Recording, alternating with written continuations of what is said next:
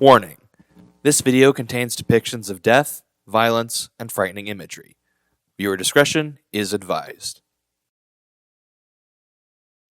As someone who considers themselves a connoisseur of various types of fictional media, I've often spoken at length about many of my most favorite things in this world which fall into that category, and attempted to spread that love which I feel for them beyond just myself. Yet, in all the time that I have served as a content creator on this platform, there has been one subject, one topic, which I have never been able to truly express my deep and unabashed passion for. That being the world of DC Comics, and more specifically, the world of my most favorite superhero of all, the Batman. Ever since I was first introduced to the Dark Knight through his appearance in LEGO Batman 2, and by extension its film adaptation, LEGO Batman the Movie, DC Superheroes Unite, I have been endlessly fascinated and intrigued by his character. So much so that I have spent a great deal of my life reading, studying, and soaking in all possible pieces of information to find out about the Caped Crusader, from nearly every corner of entertainment he's appeared in, be it books, video games, TV shows, or movies. And as a result, I now possess a truly rich understanding of the world's greatest detective, knowing full well not just the finer or more obscure details of the character himself or his world around him, but more importantly, how Batman is truly meant to think and act, as both a crime fighter and as a person. The thing I feel that a lot of people get wrong about Batman, people who don't really understand him as a character, or are just more casual viewers, is that they think of him as this brutal agent of vengeance who seeks to punish the criminal element for what it has taken away from him, that being his family. And while part of that idea is true, it's completely missing the bigger picture of why Batman does what he does in the first place. Batman may not have started his career on the best foot, indeed being all about pursuing justice over vengeance, yes, but through his actions, he soon came to realize that approach only made the very problem he was trying to solve even worse, and left him all the more broken and angry inside. And that is when it suddenly dawned on him that in order to truly become a force for good and a cure to the evils of this world, he had to become something much more.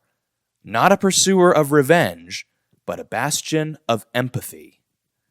Batman isn't meant to be a symbol of vengeance. He's meant to be a symbol of hope. Hope that anyone can overcome their darkest urges or greatest pains to become something far greater than they could ever imagine. And that, above all else, is what truly inspires me about him, as well as why he's one of my 3 favorite fictional characters of all time.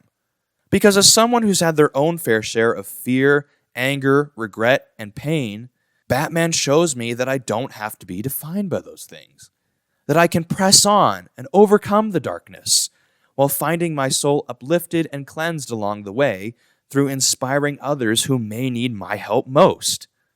I've tried my very best to live my life by that example, and one of the ways I've tried to accomplish that is through what I do on this channel.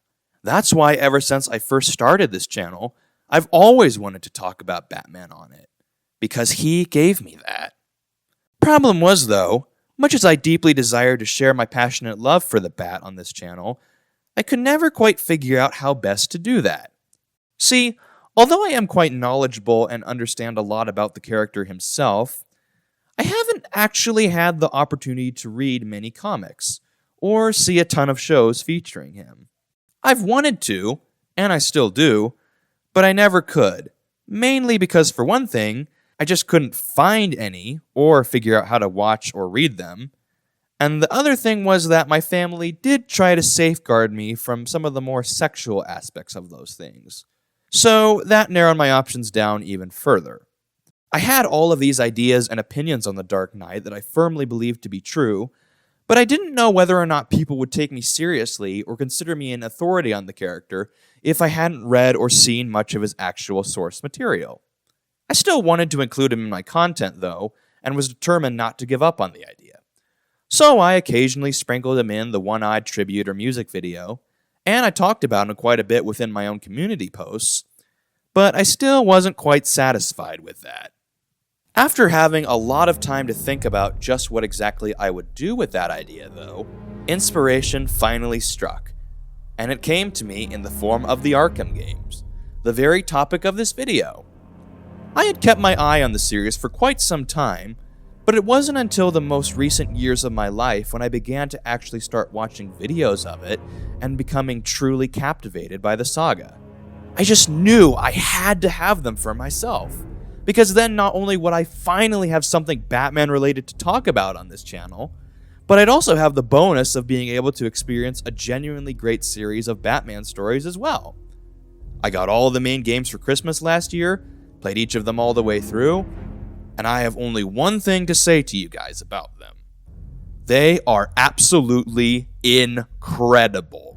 The Arkham Saga is genuinely one of the greatest pieces of fictional media that I have ever had the privilege to experience. I am dead serious about that. Nearly everything about this series is pitch perfect. Its characterizations, with only a few rare exceptions, are perfect, its design is incredible, the acting is superb, and the writing is phenomenal. It seriously cannot be overstated just how much heart, soul, and ambition went into nearly every aspect of these games. It's clear that the people who developed these games at both Rocksteady Studios and Warner Bros. Montreal were true fans of the character, and wanted to craft an unforgettable, overarching story that truly honored everything about the Batman to a T. And oh boy, did they deliver on that! The Arkham Saga, in my eyes, is not only one of the most perfect depictions or tales of the Dark Knight, but something which genuinely ranks among some of my most favorite pieces of fiction of all time, with Arkham City and Arkham Knight in particular being the standouts. While Arkham City will always be my favorite of the saga, Knight is an extremely close second, as it delivers an incredibly satisfying and cathartic conclusion to the series through its introspective look at Batman and his relationships with his allies, depicting him at last breaking free from the chains of his worst fears and regrets in one amazing scene within the game's climax. I'm not afraid, Crane. In this video, I intend to break down and analyze what makes the scene so impactful, how it affects the character of Batman, and why it serves as the perfect finale to this masterful saga. So without further ado, this is how it happened. This is how the Batman died. Our story begins not within Arkham Knight, but within Arkham City. Batman has just been subjected to yet another one of Joker's twisted games, yet has come out on top, defeating Clayface and drinking the cure to the disease that afflicted them both. But Joker, despite still being on the sickly side himself, refuses to give up, announcing his plan to jump into the nearby Lazarus Pit and gain the gift of eternal life for himself from its mystical waters. But before he can accomplish this, Batman throws the sword of his deceased lover, Talia al Ghul, at its lightning conductor, thus causing the pit to be destroyed in a massive explosion. Batman, with the cure still in hand and plenty of it left to spare, eventually regains consciousness, only to find Joker begging for it, as it is now the only thing that can save him from dying. Batman looks at the cure and contemplates whether or not he should give it to him, as Joker taunts him with the knowledge that he knows he'll give it to him no matter what, because he refuses to take a life. Batman continues to debate whether or not he should let Joker die, or allow him to be cured as well, relaying to his archenemy that he is fully aware of all the negatives that will come from allowing him to still walk the earth. How if he lives, he'll just break out of jail and do every evil deed imaginable all over again. But before Bruce can even truly do anything to influence the situation, Joker stabs him in the arm, causing him to drop the cure, and for it to hit the ground, breaking. In desperation, Joker tries to sip from the puddle that was once his cure, but to no avail. And thus, his fate is sealed. He will die here, and there's no way back for him now. As Joker begins to draw his last few breaths of air, Batman reveals to him that in spite of everything he'd done, he still would have saved him. And with that, Joker laughs his one final laugh, and Batman carries his lifeless body out of Arkham City, placing it gently upon the hood of a nearby police car, and then leaves without another word. 9 months later, Joker was cremated, and all traces of his remains were swept away. Yet Batman cannot let the incident go. By failing to save Joker, Bruce feels like he's basically killed him, and thus broken his moral code. As a result, he's not only begun to lose some of his faith within himself, but now fears becoming that which he hates most, a killer, as he feels he is on the path to becoming one. And all of this will be put to the test by one of Batman's greatest foes, a Dr. Jonathan Crane, better known as Scarecrow, the very master of fear himself. After Gotham had experienced a time of relative peace in the wake of Joker's death, Scarecrow decides it is now finally time to come out of hiding and reveal himself once more to the world. Having planned his revenge against Batman for leaving him to be devoured by Killer Croc back at the asylum, Scarecrow finally enacts his horrific plan by planting his fear toxin within the hands of a patron at a local diner, creating a vicious chemical attack where all of its customers became trapped within a nightmarish hallucination and lose all grip on reality, believing each other to be monstrous beings and attacking one another, not realizing what it is they're actually doing. As Gotham watches in terror as the news of the attack is relayed to them, Scarecrow uses the opportunity to make an announcement. This demonstration used just 5 ounces of my latest toxin. Tomorrow, this will seem like child's play. Gotham, this is your only warning.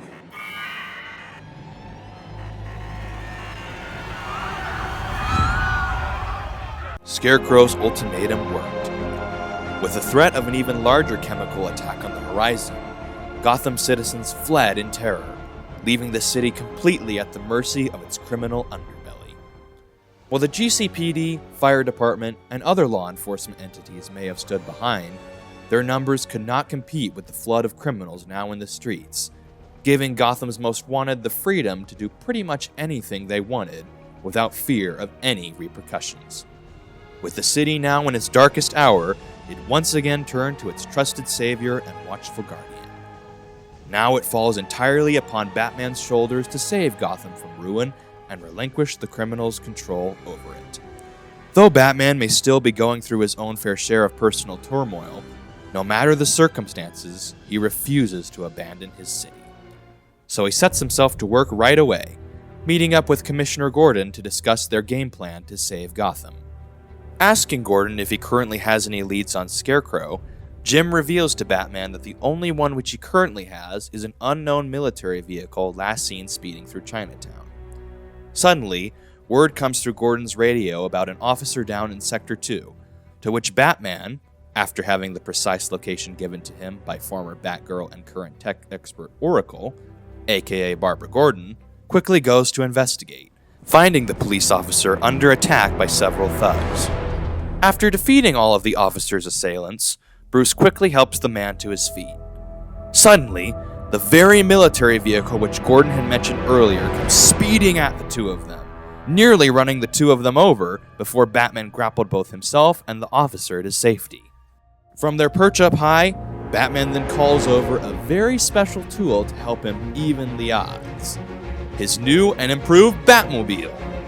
Strapped inside its cockpit, Batman begins tracking that vehicle and sets off in hot pursuit, eventually getting himself involved within a chase between it and a GCPD patrol car. Suddenly, an RPG is fired from the back of the unidentified military vehicle, decimating the police car and the officers inside it, leaving just the MV and the Batmobile in hot pursuit of it. With a few strikes from the Batmobile's immobilizer missiles, Batman is able to neutralize the vehicle and interrogate its driver. Initially, the soldier isn't very cooperative, refusing to answer Batman's question regarding Scarecrow's location and attempting to inject him with a sample of Crane's new fear toxin. But once Batman throws him onto the ground and holds him up by the arm, threatening to break every bone in his body, He reveals to the Dark Knight that Scarecrow is working out of a penthouse in Chinatown. Batman then breaks his arm and leaves him unconscious on the ground.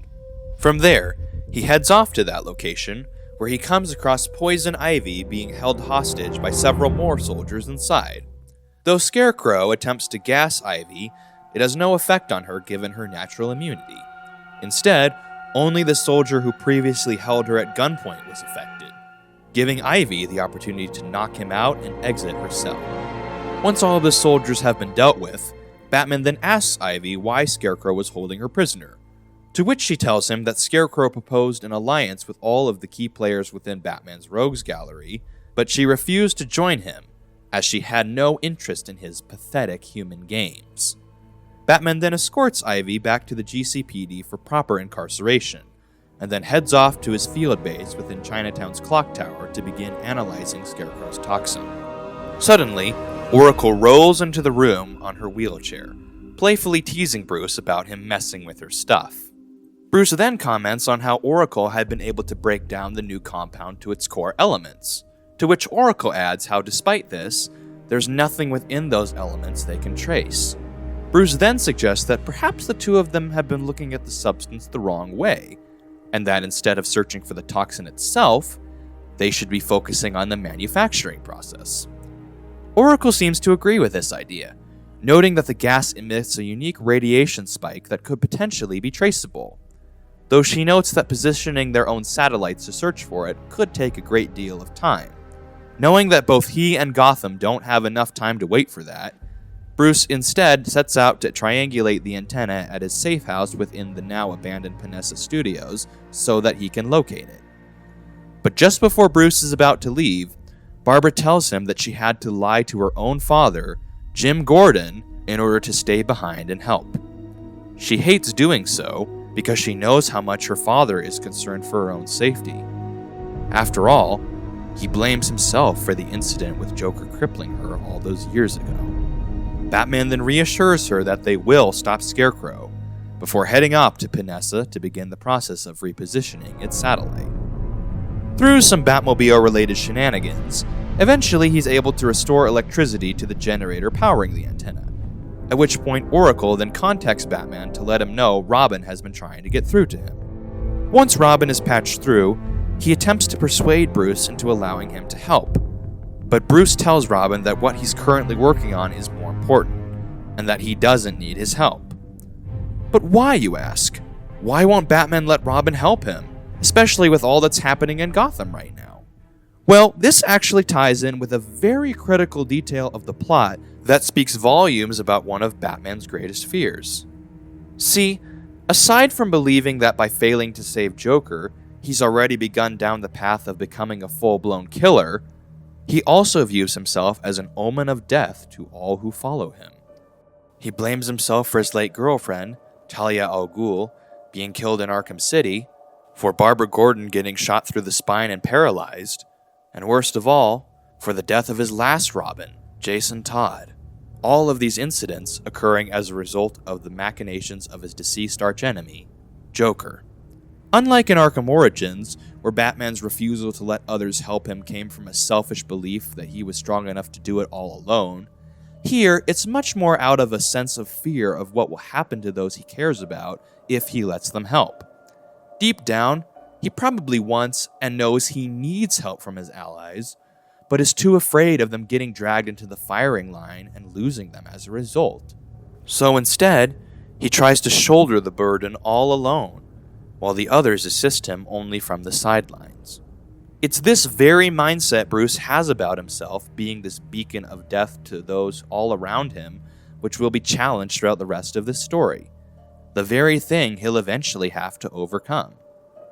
Once Batman's conversation with Robin comes to a close, he then asks Oracle if the antenna is indeed ready, to which she responds that it is, but in order to fully triangulate Scarecrow's position, they'll need a microwave tower. She then directs him to the one located at the abandoned Falcone shipping building within Gotham's Cauldron District, and he heads out. Upon his arrival, Batman surveys the area using his detective vision, sighting 5 armed soldiers guarding both the antenna and a hostage. Using a batarang, he manages to draw 2 of them out, at which point he silently subdues them. With 3 soldiers still left inside the building, all armed and guarding the hostage, Batman decides it's time for him to don a new suit, one which is more capable of faster movement, to neutralize the armed men before they have a chance to react. Requesting an airdrop of his new V8.03 Batsuit outside the building, Batman quickly suits up, and then proceeds to take out all of the soldiers inside in quick succession. Bruce then rescues the hostage and proceeds to attach a remote uplink device to the microwave tower. Exiting the building, he then throws a remote-controlled batarang into the air to scan the entire city for Scarecrow, tracing his location to Ace Chemicals, the very place where Joker became Joker. Alerting Gordon and the GCPD to Scarecrow's location, Batman then speeds off to the chemical plant, meeting up with Jim and his police force as he arrives. Suddenly, a huge military chopper arrives on the scene, blowing part of the bridge to the factory. And as Gordon and his forces fall back, while Batman marches forward, this scene happens.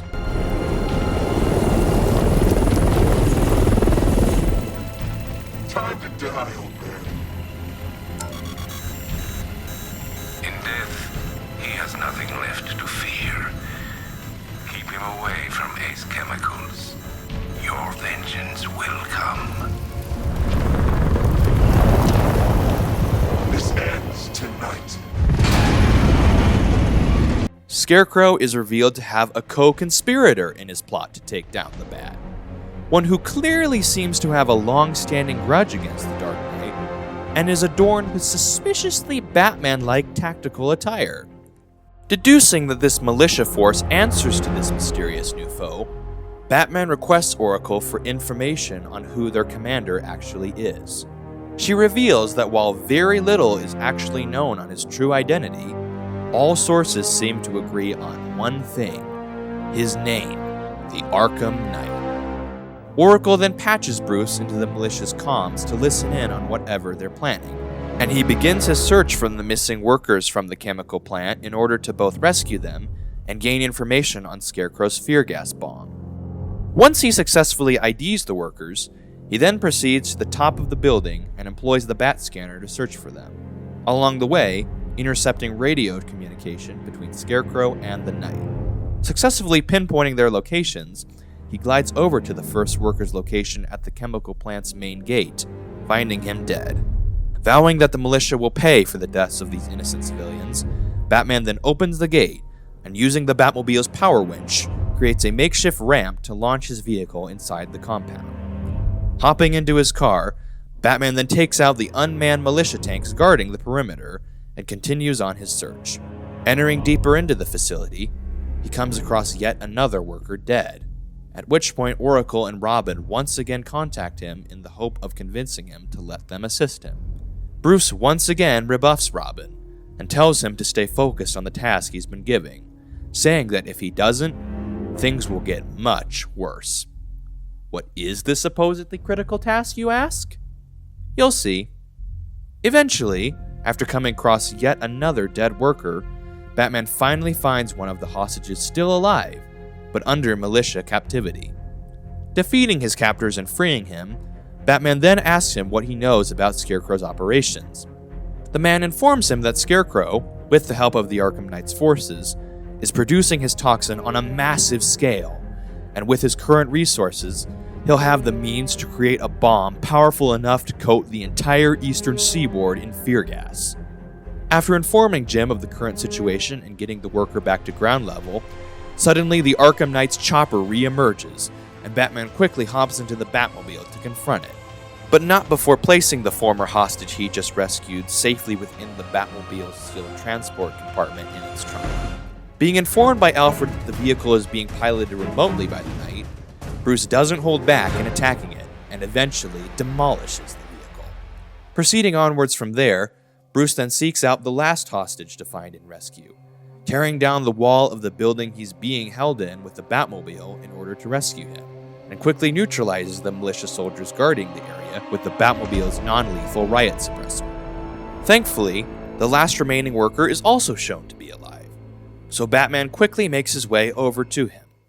But before Bruce can untie him, this scene happens. We're in! Go, go, go! Spread out!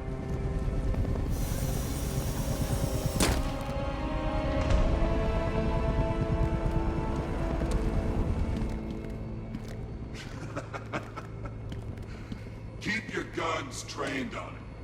If he even looks like he's planning to leave that room, open fire. Oh, and avoid the bat symbol. It's a little trick. It's where his armor's the strongest. Aim for the weak spots at the shoulders first, then coordinate fire at the points where the plates meet. Please, You say something? leave him out of this. Always defending the weak and the helpless. It's what I like about you. Predictable. And that's why we're gonna win. We know your move before you do. We know how you think! Do you know what I'm thinking right now? Of course, you're thinking, who the is this guy? No. I'm just trying to decide which one of you I'm going to take out first. And just so we're both on the same page here, I fully intend to kill you. But first, we're gonna make you suffer. We have the target. Just say the word and I'll end this now. Gotham will be ours. As the Arkham Knight radios in to Scarecrow to let him know he has the bat in his sights, Batman sneakily activates the Batmobile's defenses and begins activating its riot suppressors at both the Knight and his militia.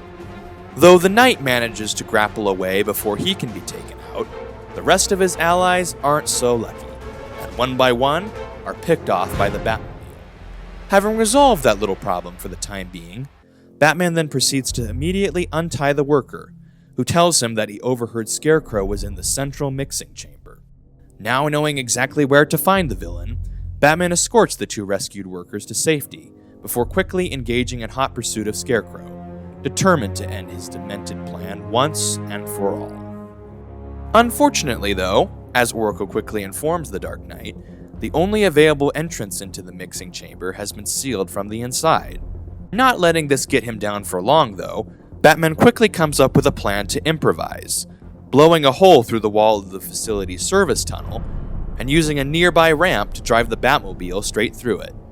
Eventually, after overcoming two militia strongholds within the facility, Batman makes his way to the central mixing chamber, where he quickly sets to work removing the militia from the playing field, and thus halting their loading of harmful chemicals. Now with Scarecrow all alone in the mixing chamber, the moment of truth has finally arrived. The time to confront the supposed master of fear and end his horrific scheme. Or so he thinks.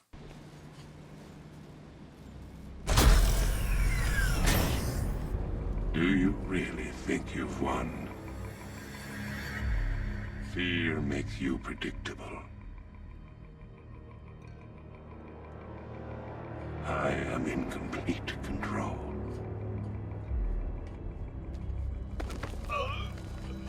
How do I shut it down? Let me go, or she dies. What are you talking about? Barbara Gordon. Have you found him? Get out of there, now! Relax. No one knows I'm here.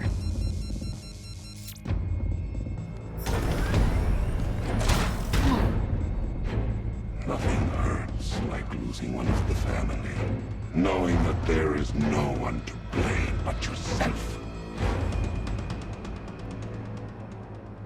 Now with Scarecrow on the lam, Barbara in danger, and Bruce himself trapped within the mixing room as the chemical bomb is about to detonate, Batman is left with no choice but to prepare a neutralizing agent to reduce its blast radius, even though doing so most likely means that he himself won't survive. But at least the people of Gotham will be safe, and right now, that's all that matters to him. Alfred pleads with Bruce to evacuate the facility and save himself before it's too late, adding that if he's doing this because of what has happened to Barbara, he cannot blame himself for that. Bruce says what he believes to be his final goodbye to his lifelong companion and father figure as he deploys the second-to-last canister into its compartment. But just before he can load the last one in, He turns a corner, and this happens. Miss me? Joker is alive? But how? How can this be? The Lazarus Pit was destroyed, we literally watched him die, and his body was cremated, leaving nothing of it but ashes. Well, in a flashback to several days ago, we see Commissioner Gordon visiting Batman at his safe house within Panessa Studios. There, Bruce reveals how before he died, Joker sent out samples of his blood, contaminated with the performance-enhancing drug known as Titan, to all the hospitals in the state, thus infecting several innocent people. The result? The patients currently quarantined within Panessa Studios, all of whom have begun to take on both physical attributes of the Clown Prince of Crime, as well as certain aspects of his personality. Save one, Henry Adams. Despite having been infected the longest, he's seemingly symptomless, which is why Batman is having Robin run tests on him to see if he holds the key to curing them all. See, I told you that critical task would come up later, didn't I? However, there is one crucial detail about all of this that Batman has secretly omitted from Jim's knowledge. He is infected too. Back in Arkham City, to ensure Batman's cooperation in finding a cure to his Titan poisoning, Joker infused Batman's blood with his own, thus infecting him with that same disease. Though the cure he took healed him of the Titan poisoning itself, Batman still had traces of Joker's blood left within his system. His iron will and unbreakable resolve may have been able to hold it at bay for a while, but now that he's been exposed to Scarecrow's new fear toxin, the cracks are pushing to the surface, and the Joker part of him is beginning to come out. This Joker, seen here, isn't actually the real Joker, but merely a psychological manifestation of the Clown Prince of Crime within Bruce's own mind, representing both his worst fears and regrets, and attempting to twist them against Bruce for his own benefit. And this powerful hallucination of Joker will be something which Batman wrestles with throughout the rest of the story, until the bitter end of it. Something that I find rather ironic about all of this is that in the previous game, one of Joker's goals was to achieve immortality. And in a way, he did. Even though the Lazarus Pit was destroyed and his physical body passed away, he still lived on within Bruce's mind. It reminds me a lot of Ra's al Ghul's quote to Bruce Wayne in The Dark Knight Rises, about how there are many forms of immortality. And in this case, sometimes that doesn't always mean eternal physical life. But anyway, getting back to the moment at hand, as Joker points out to Batman how Ace Chemicals is on the brink of exploding, in haste, Batman pulls down the wall to the mixing chamber using the Batmobile and quickly gets in, flooring it out of there as the facility begins to explode all around him. Narrowly escaping from the facility as it crumbles all around him, Batman is very lucky to have survived. Quickly contacting Alfred to let him know he's alright, Bruce informs him that although he may have made it out alive, he was exposed to Crane's fear toxin and had a bad reaction from it. Suddenly, he once again begins hallucinating and sees Joker's face being broadcast on his gauntlet comms, who remarks that Scarecrow's new batch of gas really brings out The me in you. Snapping back to reality, Bruce then finally hears and sees Alfred again, who tells him that Commissioner Gordon has been trying to contact him. He then switches channels to speak with him, telling Gordon that he has an important message for him, and to meet him out GCPD prisoner detention so they can discuss it. As he quickly rushes over to the police precinct via Batmobile, getting involved in a few skirmishes with militia tanks along the way, over the airwaves, Scarecrow broadcasts his observations about the event to the Dark Knight. You might fool everyone else, but you can't fool me. There's something different about you. You're afraid. You've always buried your fears. Locked them away deep in your subconscious, hidden. But something is gnawing away in the darkness of your mind, isn't it?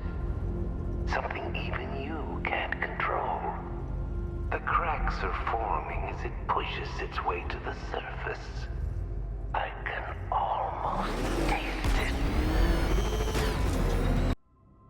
Finally arriving at the station, Batman breaks the news to Jim about his daughter being abducted by Scarecrow and the militia, but doesn't yet have the heart to tell Jim about why they took her.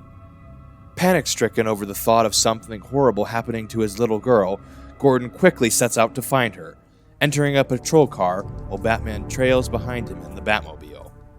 As Gordon and Batman head out to the clock tower to investigate her last known location, the two are quickly intercepted by two militia Humvees who give chase. Batman, however, makes short work of them. He then tells Jim to get in the Batmobile, as it's the safest possible escort for him at this time. Once they finally reach the clock tower, the two soon come across a squadron of militia tanks guarding the area.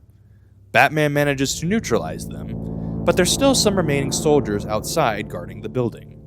They're no problem for the Dark Knight either, though, and once they've gone down, it's now safe for the two of them to enter the building. Coming in from the roof entrance, Batman slides down into the clock tower's top floor, where he then experiences a hallucinatory flashback of the incident where Barbara was paralyzed by Joker, and sees writing on the wall telling him that this is what happens when you drag your friends into this crazy little game of ours. The very same words which Joker said to Batman in the tape of him killing Jason all those years ago.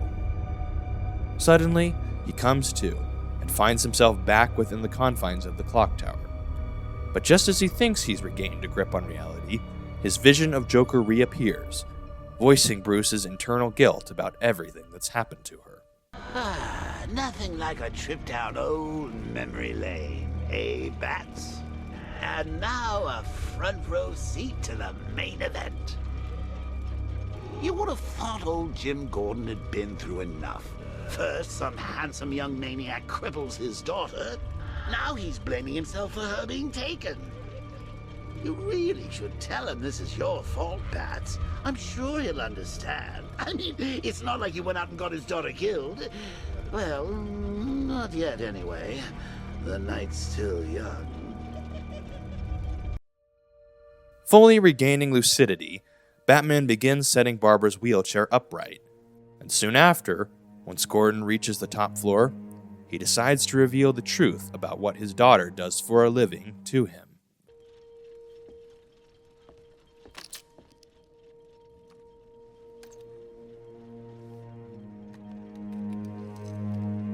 This isn't your fault, Jim.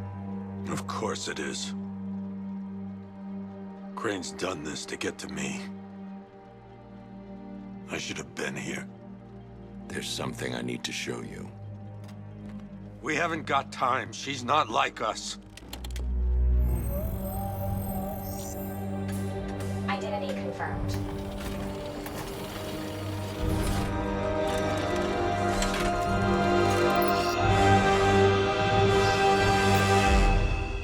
She's strong, Jim. Stronger than you realize. She works for you? This is all your fault. I will find her. She's my family! My daughter! She's all I've got! I never should have trusted you. Never!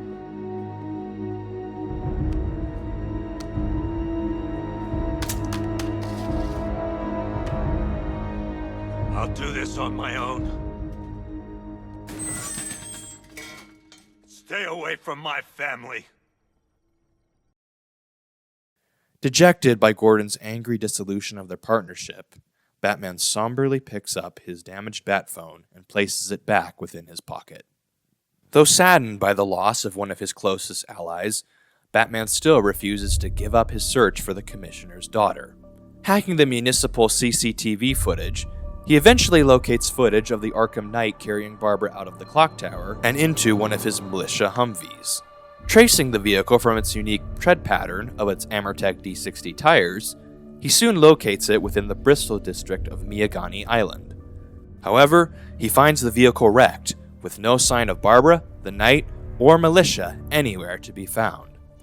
Setting up a crime scene, he eventually comes to discover how Oracle deliberately caused the crash by pepper spraying the face of the driver, but bailed out just before the impact.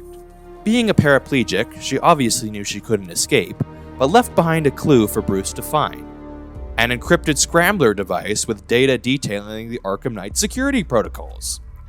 Sending the information off to one of his closest allies, Lucius Fox, Batman heads to Wayne Tower to help his friend begin the process of tracking the Knight. Upon his arrival, he finds that Lucius has managed to fully decode the information, thus giving him leeway to begin scanning the malicious network for the Arkham Knight's voice print to determine the location of his last broadcast. Pinpointing his location to the Miagani tunnel network, Batman quickly begins sneaking around his hideout in search of his signal. Eventually, he does indeed manage to come across it, but the Knight gets the jump on him.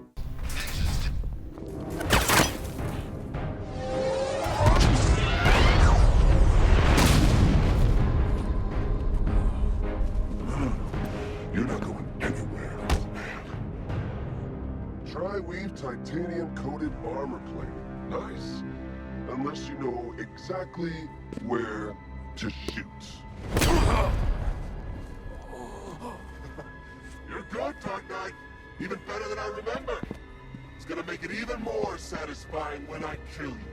Oh, and don't worry about Barbara. I'll take better care of her than you ever did. Batman's in the control room. Show him what happens when he messes with my city. Though injured from his bullet wound, Batman eventually manages to shrug it off, and after taking down the guards whom the Knight sicked on him, plus the 4 tanks keeping him blocked in that area thanks to the Batmobile, he quickly sets off after the Knight and his escort in a high-speed chase, eventually neutralizing each of their vehicles. Though the driver of the main vehicle is revealed to not actually be the Arkham Knight, but merely a malicious soldier using a voice modulator to mimic his voice in order to fool Batman, given that the Knight knew he'd be tracking his broadcast location, Batman still is able to use the situation to his benefit by interrogating the driver.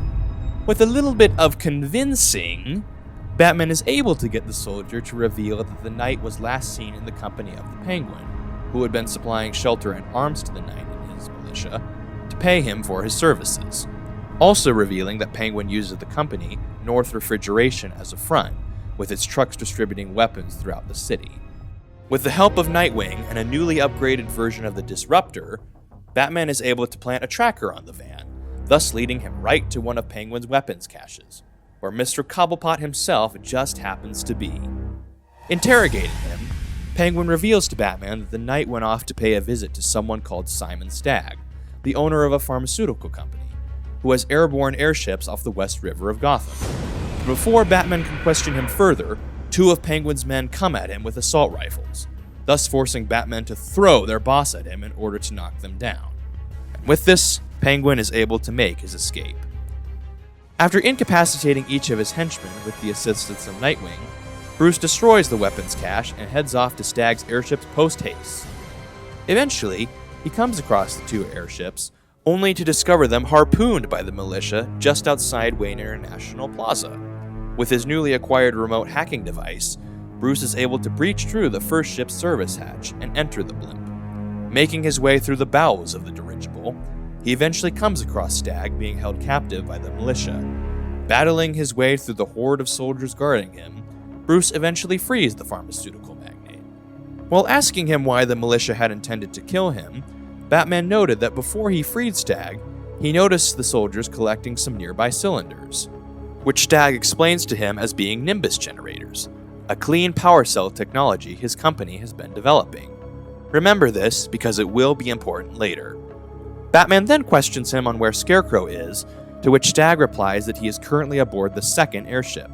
He then asks Stagg whether or not Scarecrow had anyone with him, but before he can get an answer, Joker sees this as his time to strike and assert control over Batman's mind, taking Stagg's place before his very eyes.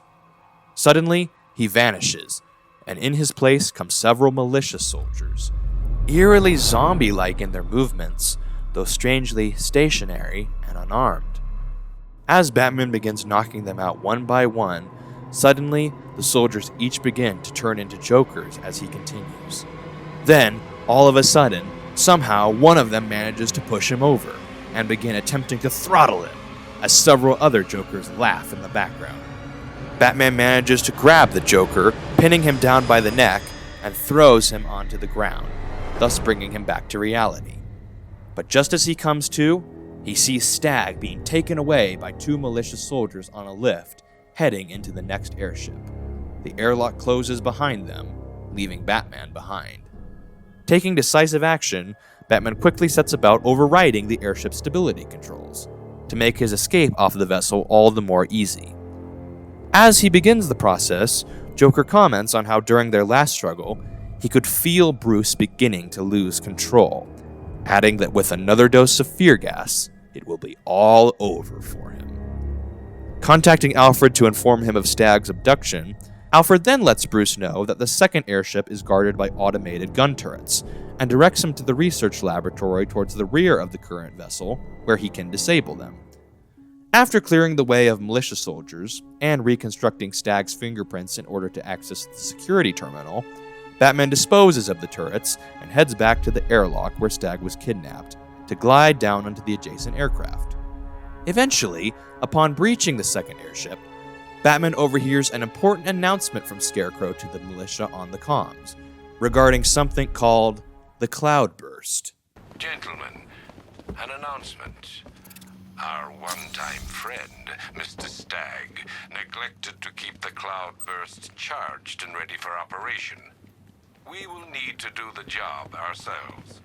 I need men in biological engineering, ferrying energy cells to charge the device, and I need more men to defend them. Do not fail me. So, what is the Cloudburst, you ask?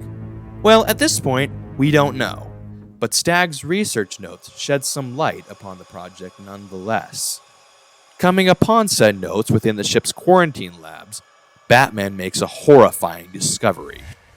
Not only is it a device which amplifies the effects of the toxin, making it so it can pass through clothing and even gas masks, as well as be absorbed through the skin and eyes, but one which was developed by Stag in collusion with Scarecrow.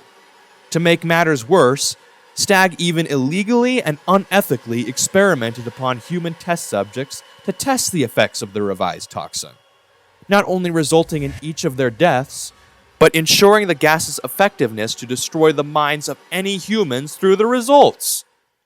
However, it is worth noting that unlike Scarecrow, Stag was more interested in the potential commercial opportunities that could come with a perfected version of Scarecrow's formula mixed with a Cloudburst device, such as curing depression or turning an entire army upon oneself, thus causing him to dissolve his partnership with Scarecrow and betray him in pursuit of the almighty dollar. Informing Alfred of the news, Bruce gives Alfred remote access to Stag's computer network in order to search for the Cloudburst, before then entering into the biological engineering wing to both rescue Stag and confront him. Eventually, after disposing of each of the militia guarding the room, Batman, upset by Stag's deception, approaches him, now locked in a cell, and demands the truth. Fearfully, Stag obliges, telling Batman the reality of the situation, how Scarecrow approached him for help with the Cloudburst. But just as Batman begins to ask him what it does, suddenly, fear toxin begins pumping into Stag's cell, causing Stag to enter a panic-induced state and lose all touch with reality. Realizing interrogating him further would be fruitless now, Batman uses his Batclaw to pull him into the cell door, knocking him out and leaving him to his nightmares.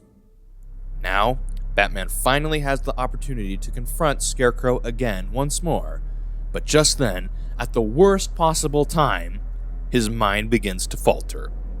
Seeing not one, but two Scarecrows in front of him, Bruce struggles to differentiate between the two of them. All the while, Joker plays off of this as if it were some twisted game show to taunt him some more. Eventually, Batman does make his choice, but it proves to be the wrong one, as the Scarecrow he grabs turns out to merely be Joker wearing Scarecrow's clothes, while the real Scarecrow shows up on the other side and gasses him.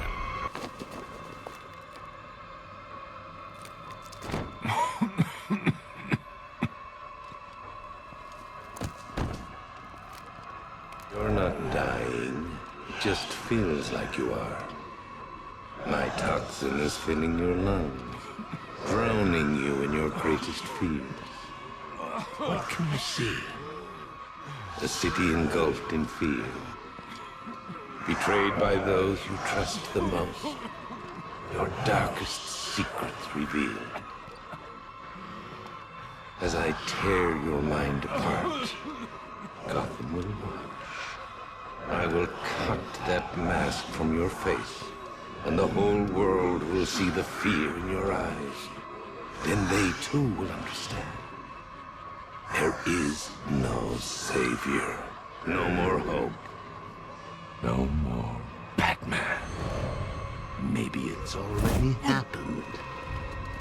With this latest dose of fear gas, the Joker's side of Batman's mind begins to take control, causing him to be far more relentless and brutal when fighting Scarecrow's backup within the room. For the first time ever, we see those whom Batman regularly fights against fearing for their lives and pleading for their survival, as the Dark Knight attacks them almost without mercy. In amazement of how his gas has begun to free Batman from all his inhibitions, Scarecrow uses the opportunity to begin truly breaking the Dark Knight's will and further poison his mind by taunting him with what he has just seen him do. Astonishing. Such brutality. You almost killed these men. You were ready to abandon your beliefs, everything you stand for. You tell yourself you are not like us. You tell yourself you are something more, something better.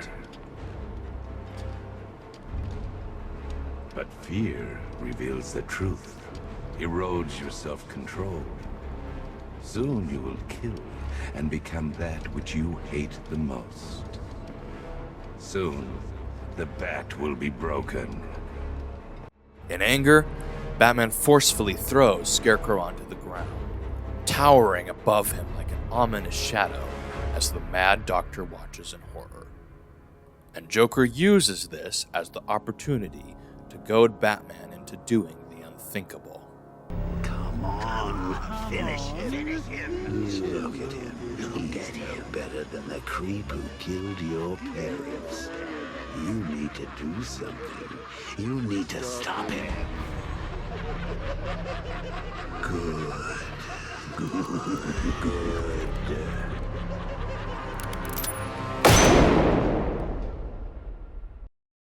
In horror of what he has just done, Batman drops to his knees. Though his action of killing Crane using the very weapon which he so strongly abhors was merely yet another trick of his mind brought on by the toxin, the fact that he was unable to resist the temptation to fatally shoot Scarecrow in cold blood while in that state is proof enough to him that he is on the verge of becoming the very thing which he hates the most: a murderer. Seeing the Dark Knight in his state of anguish, Scarecrow notes how something inside the Dark Knight has changed, to which the Joker hallucination in Bruce's mind remarks that he prefers to call it a work in progress, but one which shows great potential. As Batman, clearly deeply disturbed by this most powerful vision, rises back to his feet, he struggles to keep his composure and can barely form the words to intimidate his enemy.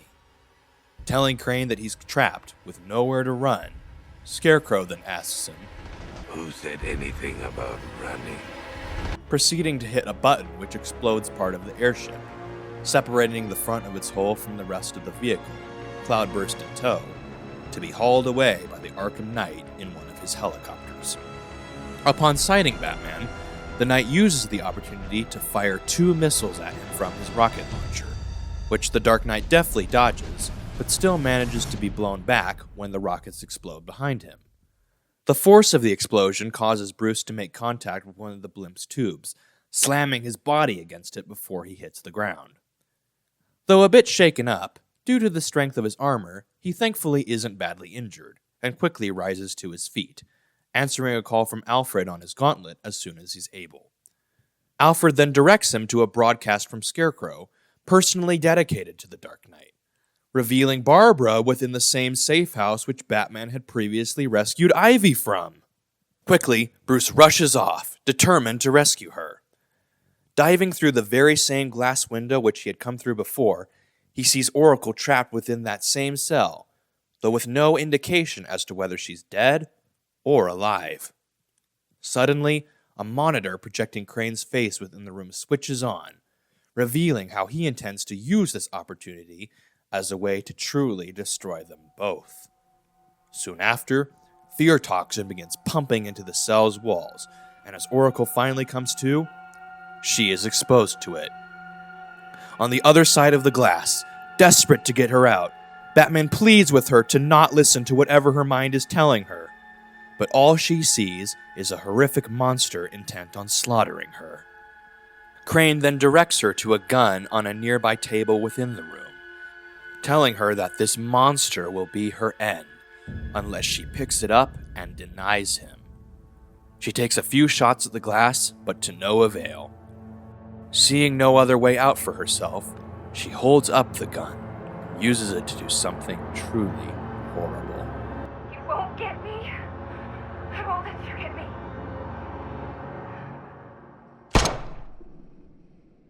Barbara is now dead, and Scarecrow is the one who has killed her, all in a point to prove to Batman about how he will bring death to all who follow him. Seeing this, Batman is devastated. Standing in front of her now limp, lifeless body, Batman breaks down, telling Alfred he should have protected her from this, and how it's his fault that she's dead. Though equally devastated by this news, Alfred attempts to keep Bruce focused on the task at hand of saving the city, knowing full well it's what Barbara would have wanted them to do, informing him of the Cloudburst's true nature as a dispersal device, capable of engulfing the entirety of Gotham City in fear toxin.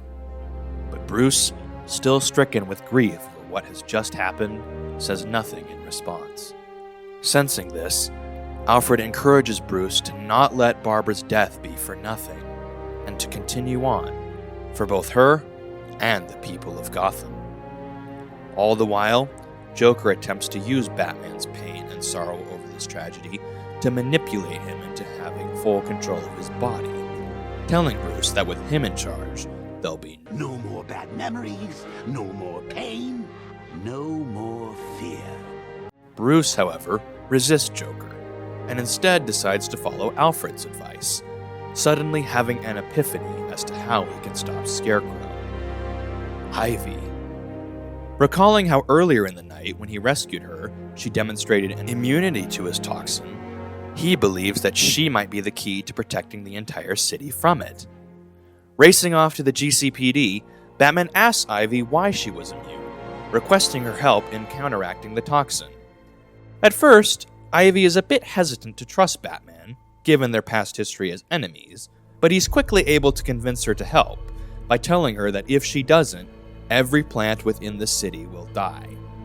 Ivy then reveals to Batman how she created a spore to counter the effects of Crane's toxin, to which Batman asks her if such a spore could protect the entire city. She tells him that theoretically, yes it could, but that there's no way she can produce enough of them alone. Batman then suggests giving her some backup by taking her to a plant strong enough to help aid her in the process. He then asks her where such a plant could be found, to which Ivy directs him to the Miagani Botanical Gardens, where one of the oldest trees in Gotham resides. Eventually, after some more Batmobile-related shenanigans, the two arrive at the Botanical Gardens, where upon arriving, Ivy notes that despite the fact that its tree still holds great power, currently she is weak, poisoned by decades of pollution, meaning that she won't be strong enough to fight Scarecrow's toxin herself. Batman then suggests finding another, but Ivy tells him that there aren't any more trees like this one anymore, telling him that they've all been cut back, built over, and stopped from reaching the sun. Batman then asks her that if he could find the roots, could she revive them? She questions how such a thing could be possible at this point, as they're all buried and lost beneath the concrete. Batman tells her that he will find a way, and gives her a bat phone so the two can stay in contact. And sure enough, Batman is able to find a way, With the Batmobile's newly equipped sonar system, Batman is able to penetrate the ground deeply enough to free the roots. And with this, Gotham's last lines of defense are in place. All that's left is the matter of the cloudburst itself. As Batman contacts Alfred to ask him whether he's found it, Alfred tells him that he wishes he could track it, but there's too much interference, making that task currently impossible. Batman then tells him to run a full analysis of the Arkham Knight's forces and upload the data to the Batcomputer within the movie studios when he's ready. Once arriving at the safe house, Alfred questions Bruce on how he intends to break the news to Robin, given he and Oracle were very close. Bruce, however, tells him that he's not.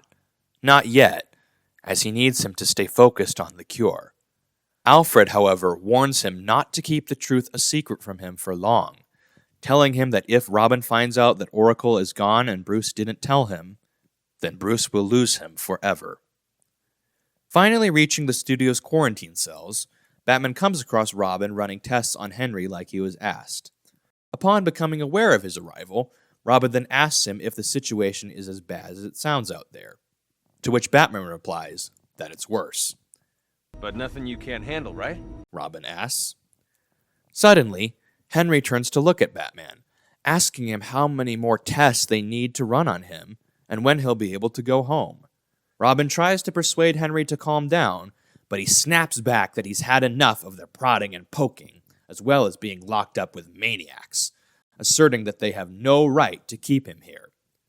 Robin then assures him that he's much safer in here than out there, adding that they'll be done in a few hours, if he cooperates.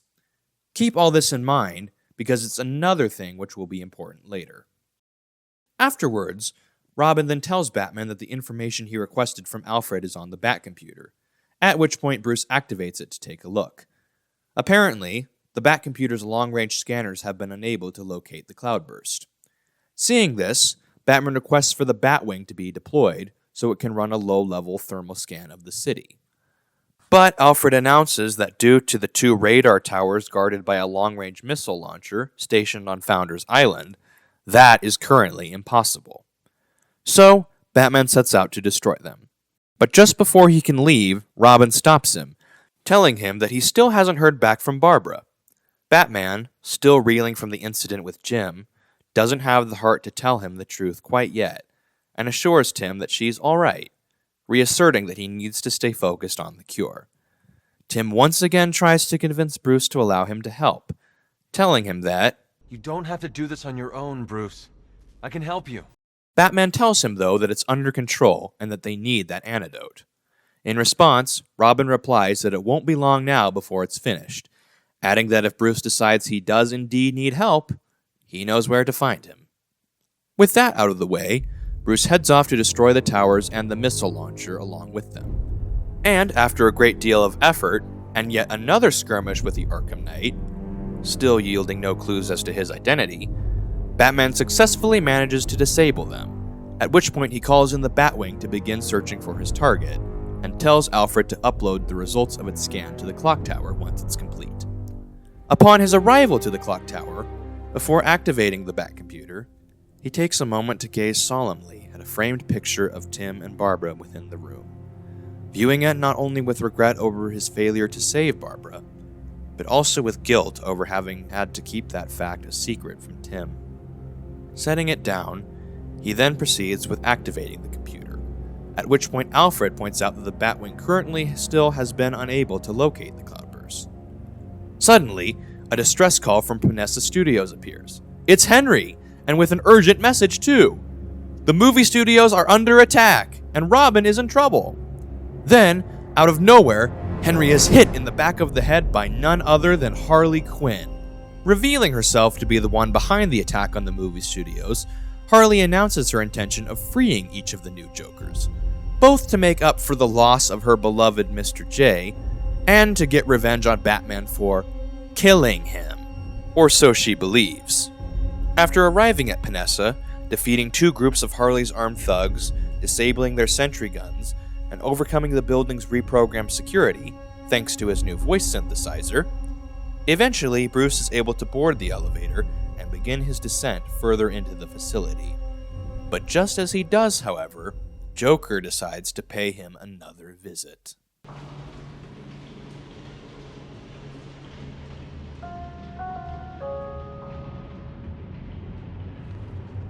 Ah, memories. You, me, and a ward full of psychotic killers. You've never felt so at home, have you? Oh, come on. You think you're different because you never killed anyone? Newsflash! You killed me.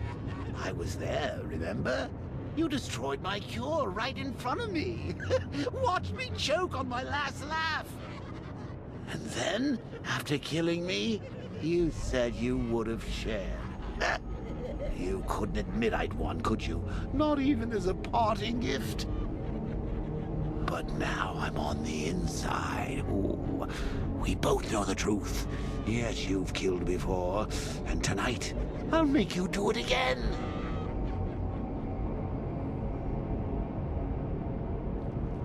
With this encounter, we now truly understand the depth to which Joker's death shook the Batman.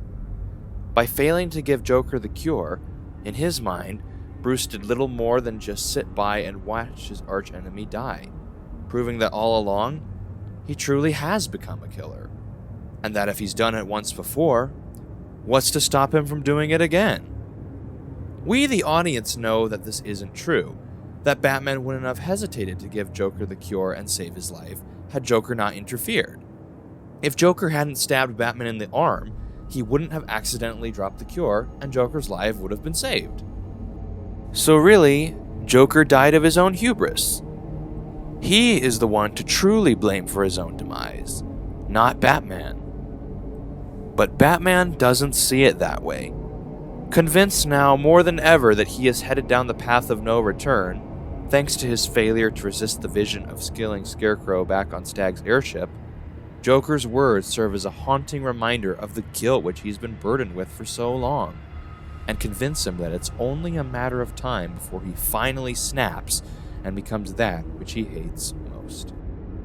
Eventually, after that unwanted trip down memory lane, the elevator reaches the studio's ground level, and Batman reunites with his protege, battling it out with a group of Harley's thugs in the room. Being the skilled warrior that he is, Robin is able to hold his own against them, but once Batman joins the fray, the two are able to wreak some serious damage together. Soon after incapacitating nearly every thug in the room, Robin comes across one who's still conscious, holding him down so that both he and Batman can interrogate the man for information. The henchman informs them that each of the Joker infected are being guarded by more of Harley's men. But when asked about how Harley herself was able to break into the facility, he tells them that he truly has no idea. He then snarkily remarks, I guess she's smarter than you think. To which Batman tells him how unlikely that is, and punches him in the side of the face, knocking him out. From there, Batman and Robin then proceed to access the Batcomputer to determine each of the Joker-infected's whereabouts. While searching for them, Robin comments on how unusual it is that Harley Quinn was able to just get inside the studio without any alarms or warnings being triggered, perhaps suggesting that their security systems may have been tampered with. Batman seems to agree with this as being a likely possibility, but notes that he cannot find any trace of a hack. Soon, the Batcomputer's facial recognition software is able to locate each of the missing patients, and after clearly marking their locations, Batman and Robin rush off to return them to quarantine. While tracking down and apprehending each of the infected, however, Batman is treated to yet another visit from a ghost of his past, none other than his former Robin, Jason Todd. Jason, I thought you were dead.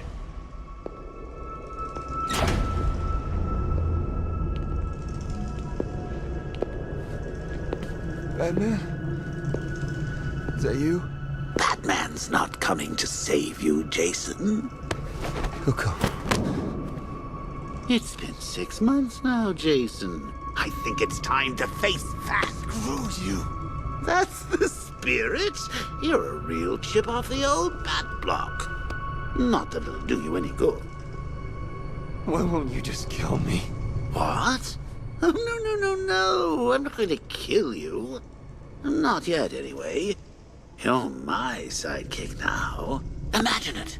You and me, out on the streets, starting fights, picking on the weak. A regular dynamic duo. Just like Bats and that new kid of his. No, you wouldn't. You think? So, this isn't Batman then? Weird. The pointy ears are usually a dead giveaway. No. I didn't want to show you that photo. Really, I didn't. But, well, it was the only way for you to get closure. Now, I know it hurts, but sometimes you gotta be cruel to be kind.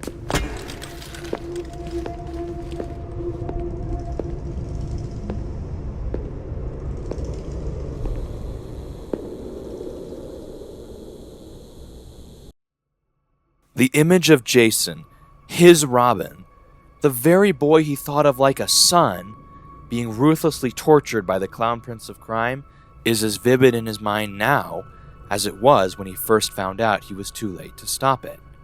Blaming himself for how the second half of the dynamic duo was senselessly beaten and abused all those years ago is a burden which the Dark Knight has carried for as long as he can remember. And it's the core reason why he refuses to let others assist him out of the sidelines. Because he can't bear to lose any of them. In his mind, he failed Jason and he failed Barbara too. He won't fail anyone else. But soon, he will come to realize just how wrong about all of this he truly is. Eventually, after rounding up each of the infected, and even Harley herself, the two prep the cells, only to find nearly all of the infected dead. And suddenly, it dawns upon Batman who killed them all. Henry. As it turns out, Henry was never immune to Joker's blood at all, but merely feigned immunity in order to win Batman's trust and enact his devious scheme of purifying the Joker gene pool by eliminating all of the other infected and becoming the strongest one to survive. However, in order to pull off this task, he knew he needed help from the outside. So, contacting Harley Quinn, he enlisted her help to break into Panessa Studios and reprogram Batman's security in order to let her pass through undetected. Harley herself, though, was unaware of Henry's true intention to kill the rest of the remaining Jokers, and watched in both anguish and horror as Henry eliminated the rest of them. Seeing Henry ruthlessly murder the last remaining patient causes something inside Batman to give way, and as Joker whispers in his ear to kill him, suddenly Batman's eyes begin glowing green. Seeing this, Henry is stunned, and conceding Batman as the superior Joker within the gene pool, Henry decides to eliminate himself from it. Looking up in horror at those very same green eyes, Robin finally makes the connection that Batman is the missing Joker, and that the final empty cell within the room has been reserved for him all this time. Despite the truth about Batman's condition being revealed, he asserts that he needs to stop Scarecrow, and that when he's done, that's when he should lock himself away. Robin, however, concernedly interjects the question of, what if you fail? Telling him that if he's unsuccessful in resisting his infection, then he'll be too dangerous and unstoppable. Realizing that Robin is right, Bruce reluctantly obliges and allows himself to be placed inside the cell. Tim solemnly apologizes for this, but tells Bruce that it's the only way, to which Bruce replies that he understands, and Tim assures him that he'll stop Scarecrow. As the two part ways and the building begins locking down, Batman takes the time to get acquainted in his new cell. Suddenly, however, Batman once again begins hallucinating a vision of Jason Todd appearing before him, at which point Joker reappears in order to teach Bruce a lesson about what happens when he lets his Robins fly solo. Somehow, he is able to open the cell, at which point Batman puts back on his cowl and exits, to witness the final piece of Joker's twisted story unfold.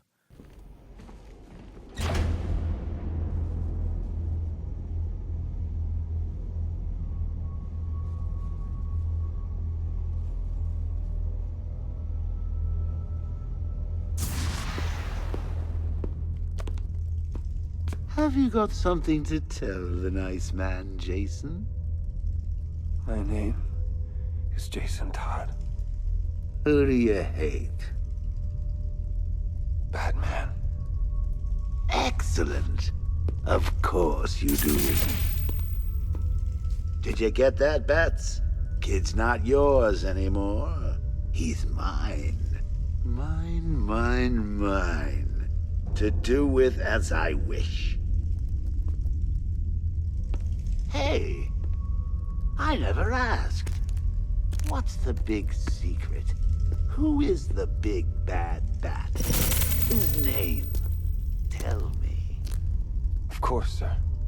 It's... Never could stand a tattletale. That's why I like to work alone. No one to spoil the punchline. You should try it sometime. After all, you've seen what happens when you drag your friends into this crazy little game of ours.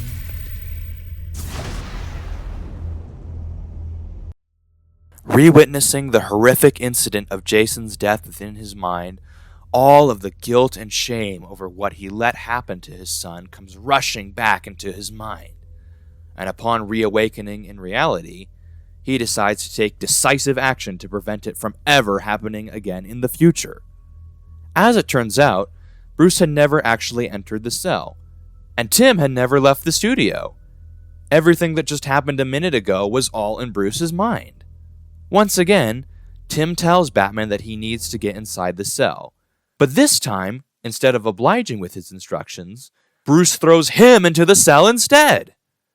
Tim pleads with his mentor against doing this, telling him that it's not necessary and that they can help him. But his cries fall on deaf ears as Bruce cuts his communications to prevent him from finding a way out. Bruce hates himself for doing all this, but feels he has no other choice to keep his beloved wards safe. Before he leaves, however, Bruce decides that it is finally time to come clean with the truth and tell Tim about what has truly happened to Barbara. Tim, there's something you need to know. Something's happened. No. Not her. Don't say it. Barbara's... she's dead. I'm sorry. Let me out. I can't. They're targeting everyone close to me. I won't let them get you as well. Bruce, please. I have to do this. No. You son of a... How dare you!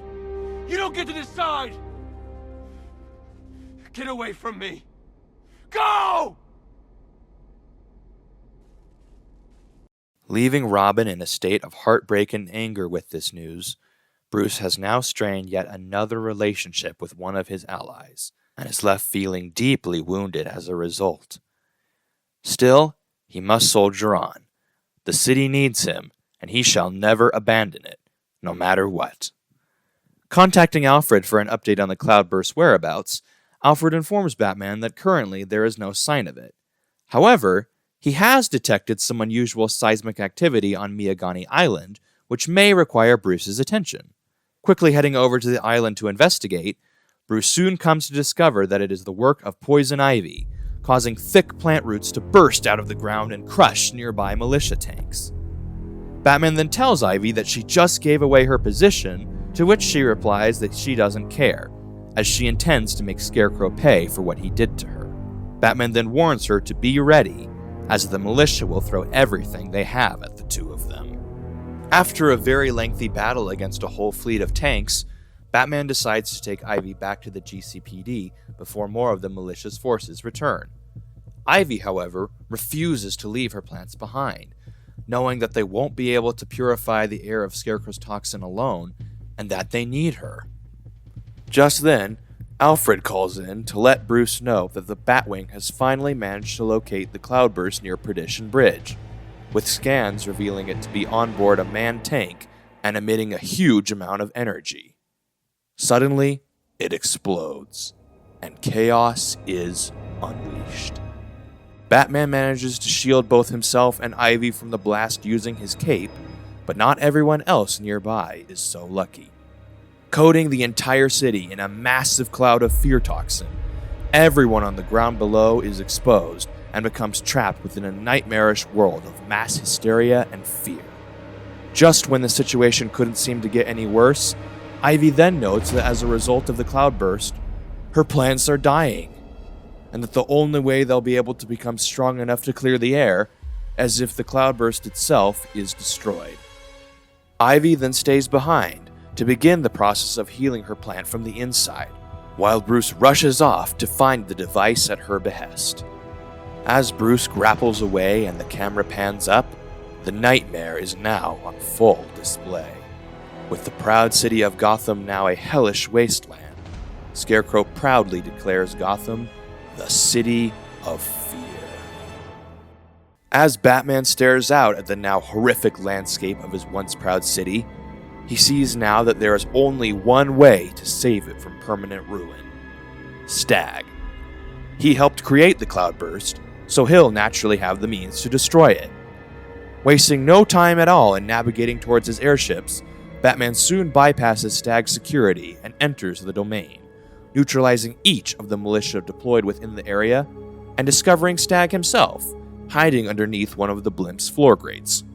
Pulling him out, Batman pins Stag against the wall of one of his animal cages, demanding answers on how to stop the cloudburst, and that if he isn't given them, then he'll personally hold Stag responsible for everyone whom Scarecrow has killed. Fearfully, Stag tells him the machine's surrounded by a nimbus field which helps spread the toxin, adding that any vehicle not using one will be fried. Batman then throws Stag in the cage and takes one of the nimbus cells for himself, contacting Alfred to let him know he now has a way to destroy the infernal machine. He then informs his loyal butler that he intends to replace the Batmobile's ruined power core with the new Nimbus one, to which Alfred strongly cautions him against doing, knowing full well that the toxin can be absorbed through the suit's fibers and that not even a gas mask could protect him.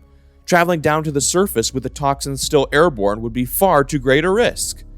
Bruce acknowledges this, but realizes that there is no other way. With no other options left to him, Batman plunges headfirst into the toxin-filled atmosphere below. As Batman slowly begins removing the power core, Joker taunts him about how he's becoming more alive with every single breath that Bruce takes. And all the while, his condition worsens, causing him to see Joker absolutely everywhere. Joker tells Bruce to give in and accept his end, but he refuses. Finally, after replacing the power core, Bruce climbs back inside the Batmobile and closes its cockpit, taking a moment to collect himself before carrying on. Give me a moment, Alfred. I'll be fine. You're not looking too good, old boy. It won't be long now till I'm behind the wheel. Oh, just think of the fun we'll have then. Brains, brawn, brutality, the full package.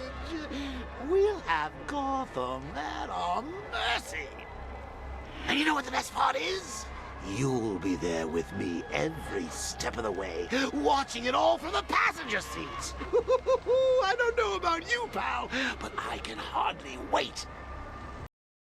As Joker celebrates the fact that his archenemy's mind is on the verge of breaking, Bruce once again breaks his code mentally by running over the hallucination of Joker. Speeding off, he sets out to locate and destroy the cloudburst, but due to the amount of fear toxin in the atmosphere, he cannot track it. He contacts Ivy to request her to clear out as much of it as she can, but she tells him that she cannot, as her plants are too weak. Bruce then asks where they can find another, to which Ivy informs him of the location of a tree buried deep beneath Founders Island, known as Ayana.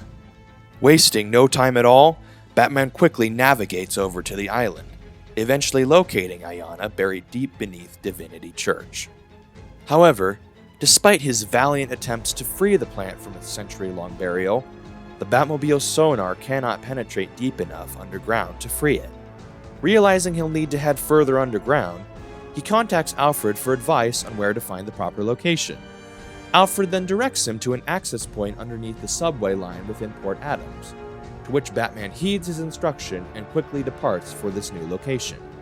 Entering the port's container yard, Batman does battle with more of the malicious tanks occupying the perimeter, but lays waste to all of them, letting nothing stand between him and the plant. Reaching the underground tunnels, Batman carries on, weaving through obstacles and eliminating all tanks in sight in hot pursuit of Ayana. At which point Scarecrow announces his true intentions to Batman. How can the world know fear, true dread, when it has you? A stalwart knight, ever ready to slay monsters. Fear isn't pure biology, Batman. It's more than instinct. True fear is the absence of hope. And hope is the spread wings of a bat, shining on the clouds.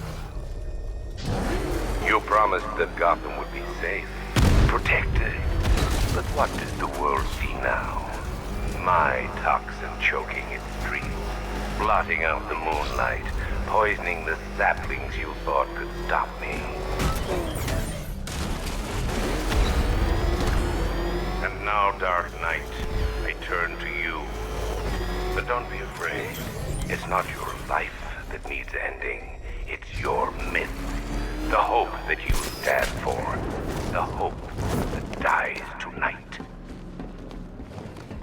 Everything that Scarecrow has done throughout the story, all of the chaos, anarchy, and terror he has wreaked upon Gotham, has all been in service of one goal: to erode and destroy the very symbol of hope which Batman stands for. Because above all else, Scarecrow recognizes one simple fact: so long as Batman exists, true fear can never exist within the world. It doesn't matter if he can take over the entire city of Gotham with an army of soldiers and tanks, because hope will give its people the resolve to stand up and defend themselves.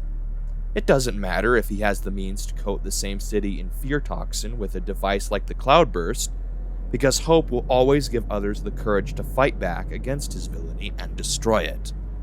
Nothing he does truly matters or makes any difference, so long as the world has hope. As he puts it, true fear is the absence of hope, and hope is the spread wings of a bat shining on the clouds. Take away Batman, and you take away the people's hope. But now, I'm sure you all may be asking, if Scarecrow wants to destroy Batman, then why didn't he just kill him whenever he had the chance? But as Scarecrow himself puts it, if you kill him, then you martyr him. You make him a legend. But break him, humiliate him, terrify him, and hold him up for the world to see? Then he's nothing but a man. Powerless, impotent, afraid.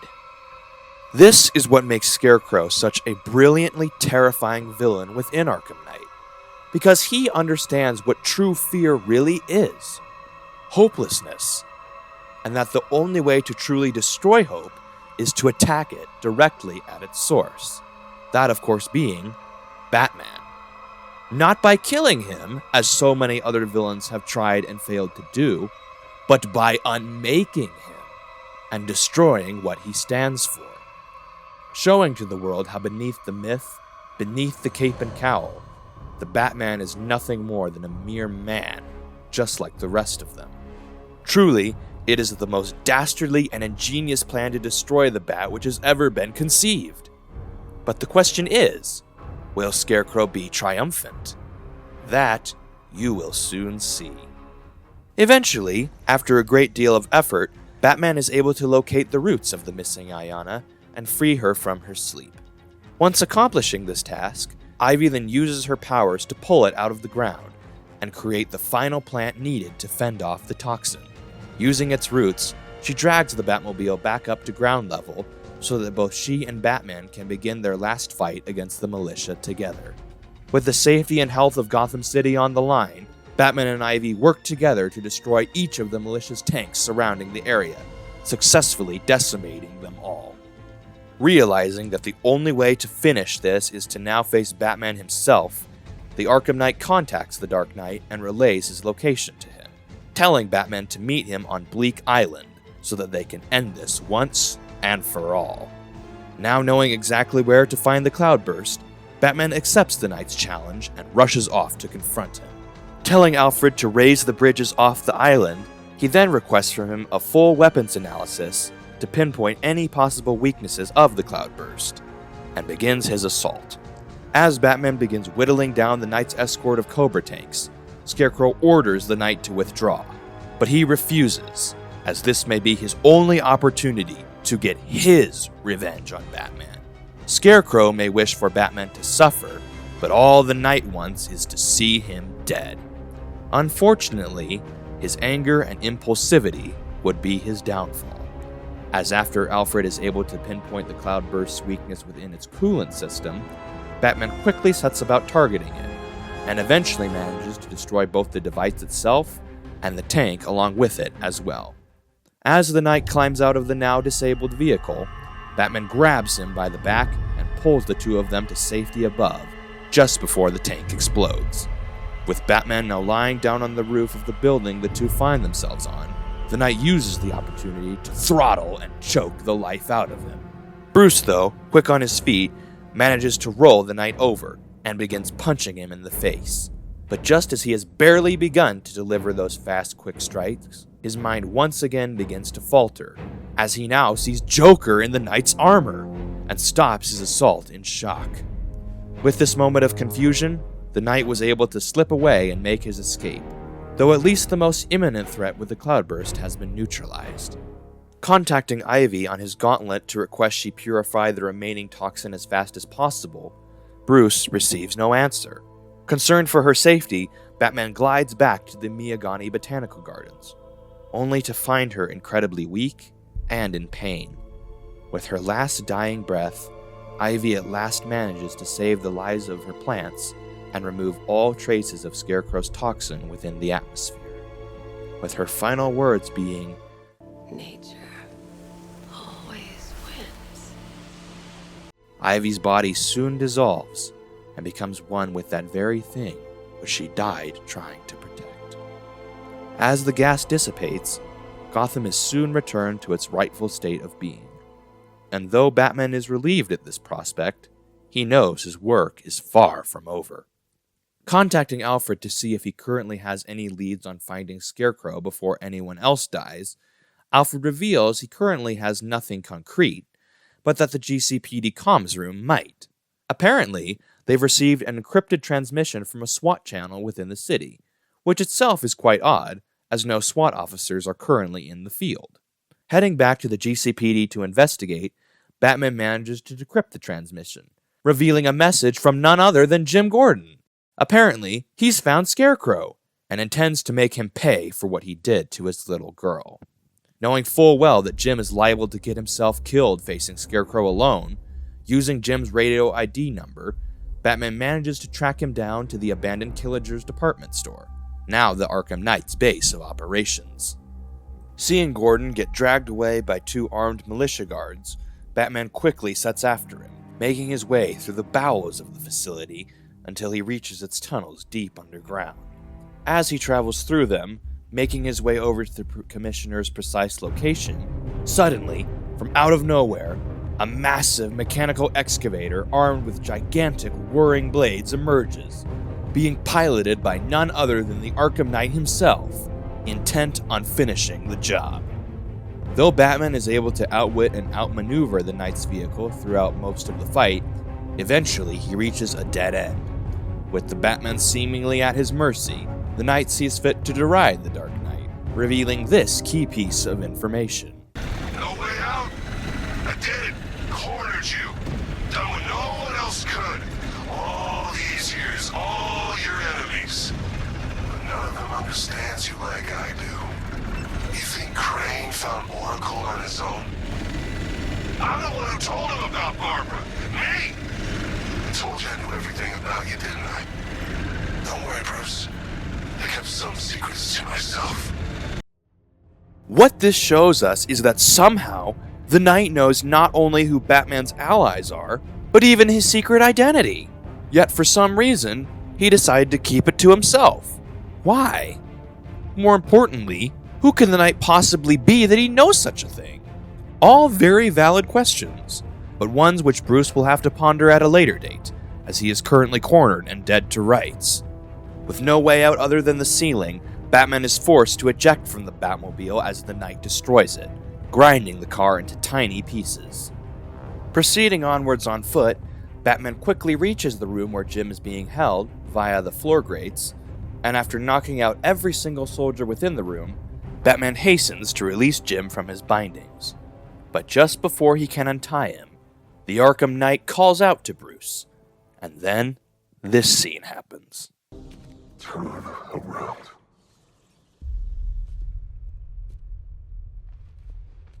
Who are you? You really have no idea, do you, Bruce? The Arkham Knight is revealed to be none other than Jason Todd. Having secretly managed to survive his fatal shooting at the hands of Joker, thanks to protective body armor, the fallen boy wonder was secretly kept alive by the Mad Clown in a fiendish scheme to both turn the young ward against his former mentor and emotionally destroy the Dark Knight. Both by having him become so heartbroken over the loss of one so close to him that he'd become so reluctant to let another help him ever again, and to turn the very same young boy whom Batman thought he'd lost into a weapon to use against him. Even long after Joker's death, this plan still proved effective, as although Jason held no love for his former abuser and had no interest in being one of the clown's pawns, nonetheless, he still held great hatred and anger towards Bruce, whom he blamed for leaving him to die at Joker's hands. So, to get his revenge for all of the horrendous torture he had been forced to endure, he set about doing two things. Firstly, establishing his own personal militia trained in Batman's own methods to both assist in taking over the city and bring Batman to his knees, and secondly, establishing an alliance with Scarecrow to ensure that Batman would be mentally broken, as well as hopefully physically outmatched, so that Bruce himself could finally begin to understand the kind of trauma and pain which Joker had put him through. However, when it came to executing their plan, the two had very different goals. Scarecrow wanted to see the myth of Batman unravel before the world, and expose him as being nothing more than a man who was, in his eyes, just as weak as the rest of all mankind. All Jason wanted, however, was to see Batman dead. And eventually, after repeated losses and failures on their team's part, Jason grew impatient and decided to strike. Now, he stands face to face with his former mentor, fully intent on killing him, while Batman himself just stands right next to him in shock and anguish. Not only is Bruce stunned by the fact that the son he searched for so long before giving up was still alive even after all these years, but even more so, he's pained and even slightly in denial just to see him like this. All the while, Jason continues holding Bruce at gunpoint, practically screaming at him as he spills out all of the rage and hatred he's kept festering inside towards Bruce directly to him. Questioning how long Bruce waited before replacing him, Jason yells out that he trusted him, and yet he left him to die. Bruce retorts that wasn't what happened, but Jason is having none of it. Walking directly over to the Dark Knight, Jason reminds him of something which Bruce himself had told him, how if he focused on what he wanted to achieve, then he'd achieve it. Holding his gun directly underneath Bruce's chin, he tells him that all he wants now is to see him dead. At this, Batman quickly headbutts Jason's helmet in order to disorient him and escape in the confusion. Enraged, Jason fires out rounds from his two custom-made handguns, hitting nothing but the air. He then tells Batman that although he may have escaped from him for the time being, that he cannot hide from him forever, and that he will hunt him down, reconfiguring his two pistols together in order to form a sniper rifle, and taking off his now damaged Arkham Knight mask, revealing yet another red one underneath. As he activates it, his armor suddenly turns from blue to red, and with this menacing shift in color palette, Jason then grapples away onto the nearby gargoyles to begin taking a sniping position and put a bullet right between Bruce's eyes. The camera then pans down to reveal Batman himself having taken refuge nearby one of the room's escalators, ready to now truly face his fallen Robin. Even though Bruce himself has no intention of going down without a fight, that doesn't mean he won't still throw everything he has into trying to save his son and bring him back to the light. As Batman fights to overcome each of the Arkham Knight's defenses, every single time he manages to confront Jason directly, he uses the opportunity to try and reason with him, pleading for him to give up on his pursuit of vengeance and allow himself to be saved from this darkness. Jason, I can help you. There's no helping me! Joker got to you. I know what it's like. Don't pretend to understand!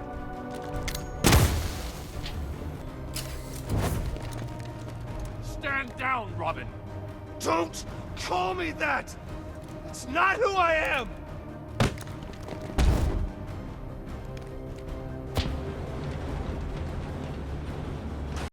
Bit of a side note here, but one of the exchanges between these two which I find the most sad is when Batman tells Jason that Joker got to him, and that he knows what that's like, to which Jason rebukes him for saying such a thing, believing he's merely saying that just to empathize, without truly understanding. The sad part is, Batman truly did understand. Throughout this story, Joker had been tormenting Bruce just as much as he had been tormenting Jason. Yet Jason could never understand this because he wasn't inside Bruce's head. Eventually, after finally subduing him, Bruce rips off the chest plate on Jason's armor to point at his heart underneath, reminding him that he is Robin and not what Joker made him. Emotionally overwhelmed with rage, confusion, and pain, Jason charges at Batman in order to tackle him, causing them both to fall off the vantage point they were perched on and land onto the hard ground below. Batman raises his arm to punch Jason in the face, but before he can land the final blow, through the cracks in Jason's now damaged helmet, he sees the face of that scared young boy whom he watched die all those years ago, and relents. At which point, this scene happens. You did this to me. I'm sorry. You left me to rot in that abandoned wing of Arkham for over a year! With him. It's not too late. We can fix this. Together.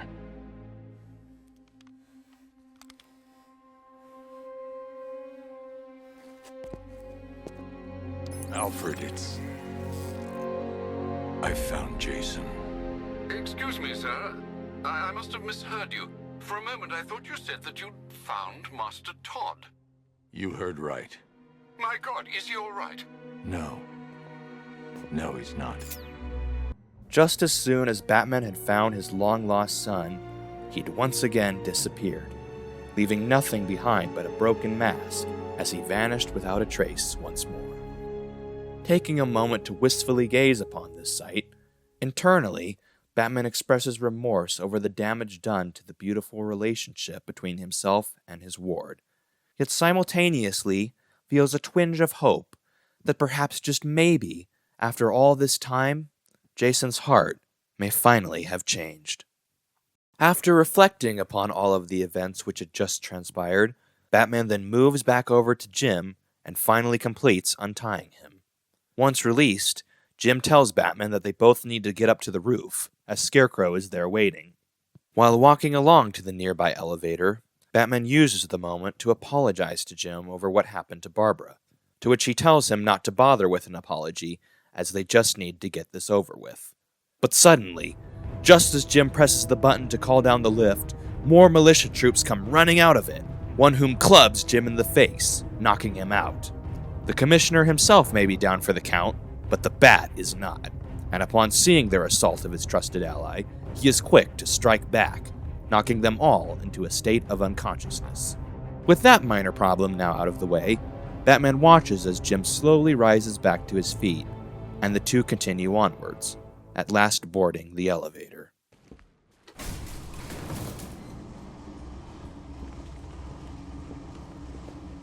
Jim, I just want to say, working with Barbara, it was an honor. Don't.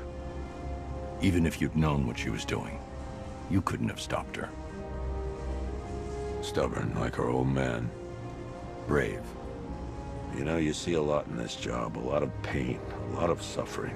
But I'll never forget taking a witness statement from an 8-year-old boy who'd just seen his parents gunned down. You were kind, Jim. I was thinking, I may never get a chance to tell you this, to say sorry. You don't need to.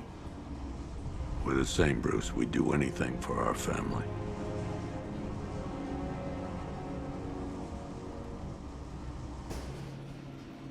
Come on.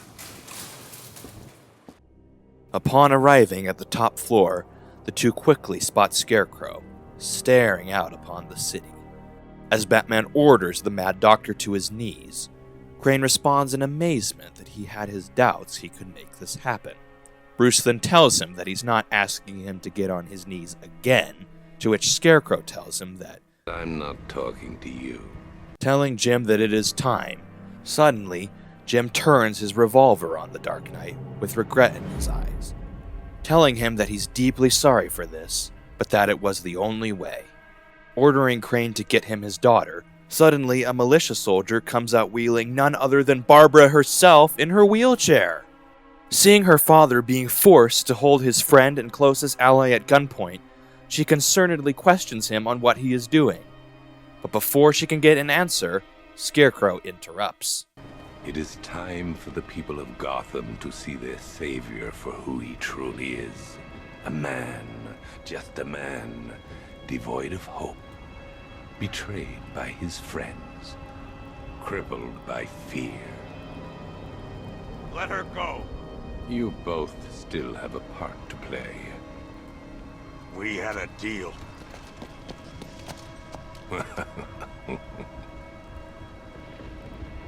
Once I understood your greatest fear, controlling you was simple. You blame yourself for her condition. You need to protect her, but buried deep down is the inevitability that you will one day fail.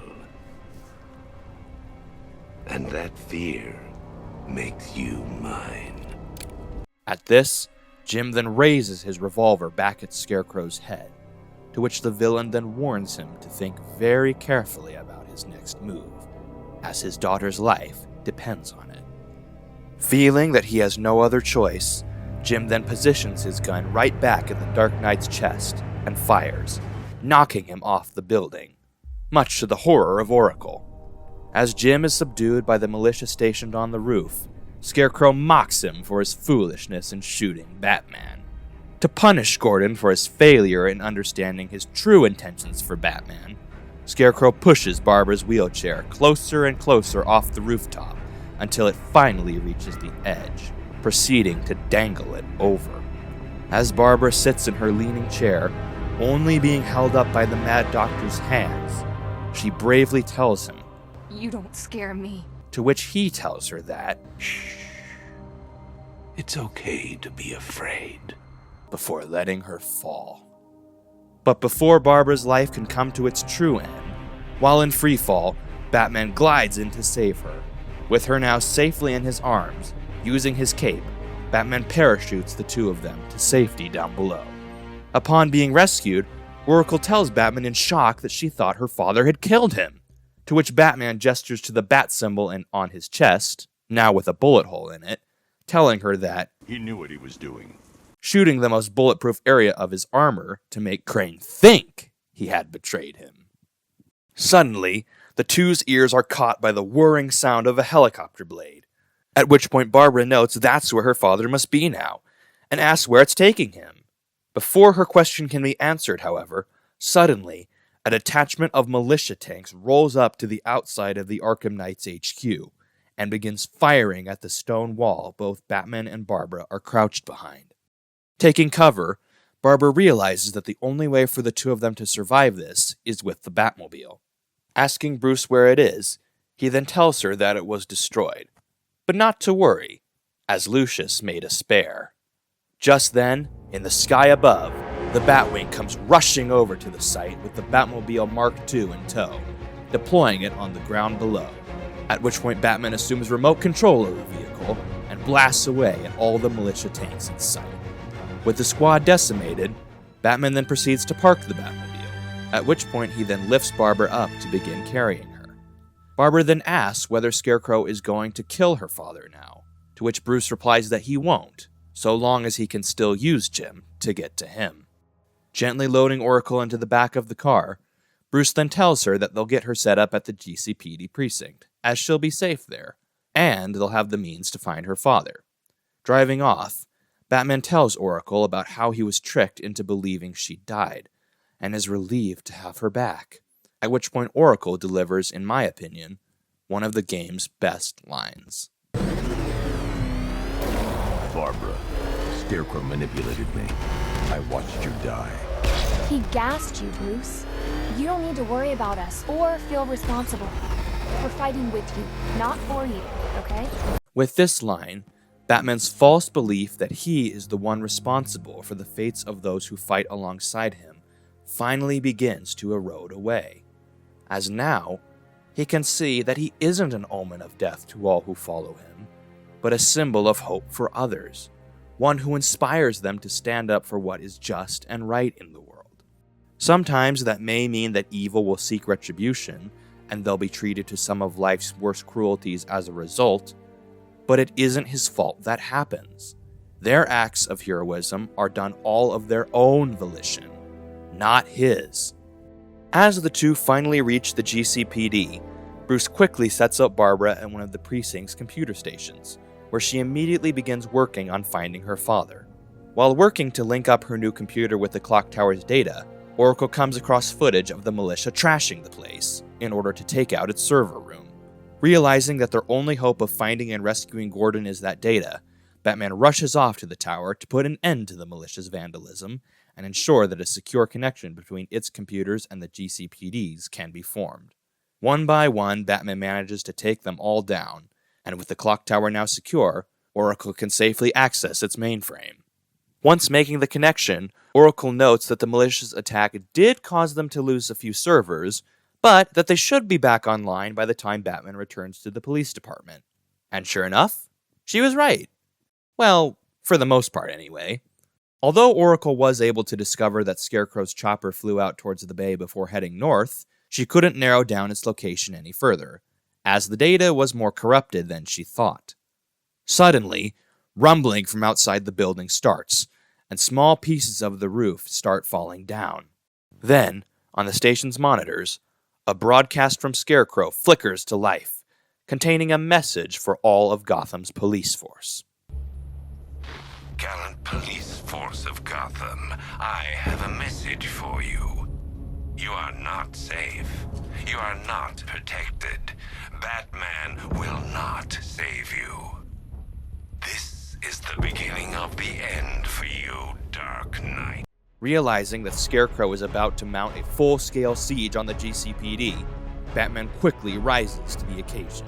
Dashing directly over to the station's front door and flinging it wide open, Batman orders a direct lockdown of the entire facility and prepares to take the fight to its attackers. As two militia APCs zoom in just before the parking garage's gate closes, dozens of soldiers flood out of the vehicle's doors, ready to tear Batman's head off. Of course, they don't get very far with this goal, as despite their greater numbers, Batman's superior strategy and technique is enough to take them all down. With those men neutralized, Batman contacts one of the officers, Aaron Cash, to request him opening the shutter doors. But Cash informs Batman that he cannot fulfill his request, as the power is out. Oracle then interjects with the observation that there is a generator around the outside of the building that could restore the power, and tells Batman to find it quickly. With no other means of escape, without hesitation, Batman uses the Batmobile's power winch to pull down one of the ventilation fans in the room he is currently trapped in, to create an exit for himself. As Batman ejects himself from the car and glides through the exit, Joker attempts to use this opportunity as yet another means to run down the Dark Knight's self-esteem, by telling him that he's about to get all of Gotham's police force killed. But even though in the back of his mind, this fear still lingers, this time around, Batman is far less susceptible to Joker's manipulation, as he still remembers what his encounter with both Barbara and Jason has taught him. Finally exiting the ventilation shaft, Batman steps forward onto the balcony, where all the action can be seen beginning to unfold. 2 helicopters soar in the sky above, while dozens of tanks and drones guard the perimeter, blasting at everything in sight. This is a very bad sign. Realizing that the only way he can save the building from complete collapse and destruction is to get that generator powered up, Batman covertly glides over to the left side of the building, only to discover it destroyed. Informing Oracle of the situation, she then directs Bruce to a backup generator in the parking garage below. Barely ducking by the drone's gunfire, Batman slides underneath the garage's nearly closed gate, coming across more of the malicious forces surrounding the second generator. Halting their efforts to destroy it, Batman quickly sets about restoring power to the machine via his remote electrical charge device. At which point, power to the GCPD is restored, and its shutter doors inside begin to open, allowing the Batmobile to begin the process of driving out. Contacting Oracle to inform her of the good news, Oracle then returns the favor by telling Bruce how she discovered a weakness within the malicious network that could allow her to hack their tanks and drones. With this new piece of knowledge, the shutter doors open, and with the Batmobile all ready to go, the two prepare themselves to go to war, counting down from 5 to 1. Upon counting to the last number, the final door, leading directly to the outside, lowers down, and the Batmobile blazes through it, beginning its attack on the malicious unmanned forces with unrelenting fury. Though the battle itself is long and hard fought, eventually together, Batman and Oracle are able to incapacitate the entire occupying force and free the GCPD from their bombardment. But despite this battle being over, the war over the station is far from complete, as the 2 helicopters seen earlier begin deploying troops on the roof above. Batman, though, now fully willing to accept help from others, makes quicker work of those men than he could have ever done alone, knocking them into steam pipes, electric fences, and cooling vents activated by Oracle to take them out, alongside his usual methods. Thanks to their combined efforts, the siege on the GCPD has ended in a failure, and the station is now safe. But just before the two can truly celebrate their victory, suddenly, Barbara detects Scarecrow's presence at the movie studios, noting how her father's voice was used to gain access. Rushing over to the scene to investigate, Batman discovers none other than Scarecrow's symbol painted on the very cell which Robin had been locked in, as well as the broken bow staff of his sidekick, signaling to the Dark Knight that he, along with Gordon, has been abducted. At which point Scarecrow contacts the Dark Knight to let him know exactly how he can save them. Looking for someone? You should know by now that nowhere is safe.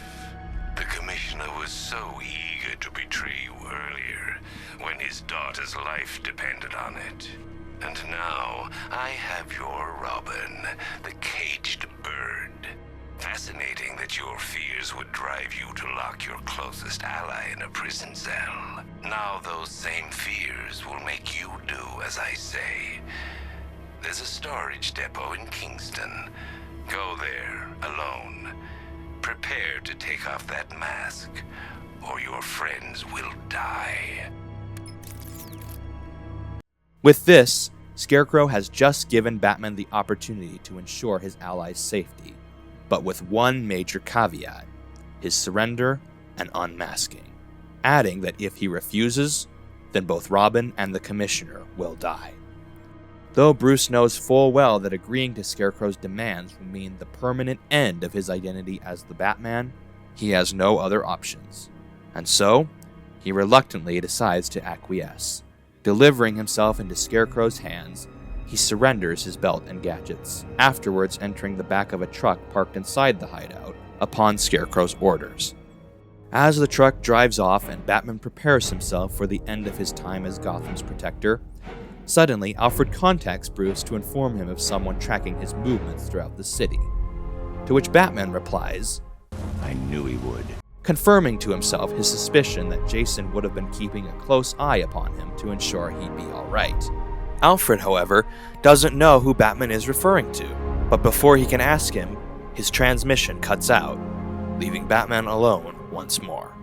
as Scarecrow taunts Bruce once more over how he can see that he is indeed truly afraid, and how soon the whole world will see it too, suddenly, the sound of a horn honking and tire spinning grows ever louder outside, and then, crash!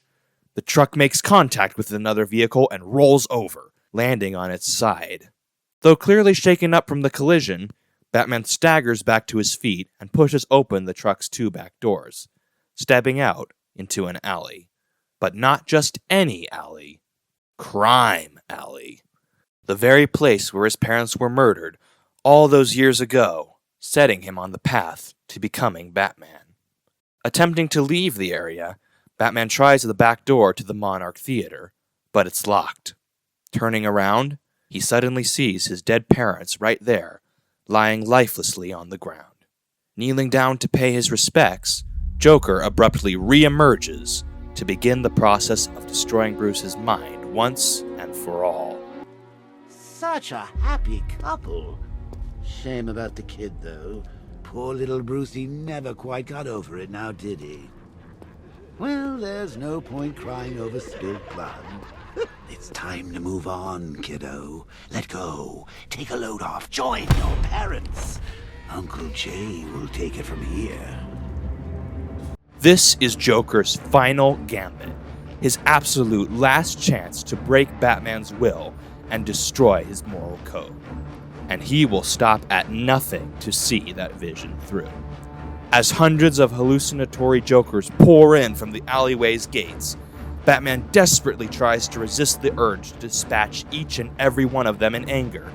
But eventually, all of the goading and prodding from Joker causes him to finally reach a breaking point and surrender to the temptation.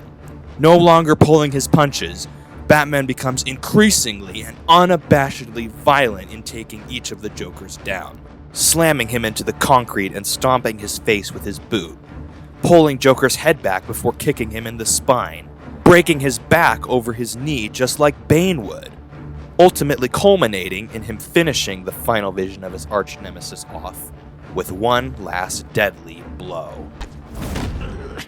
Go on, Bats. You know you want to.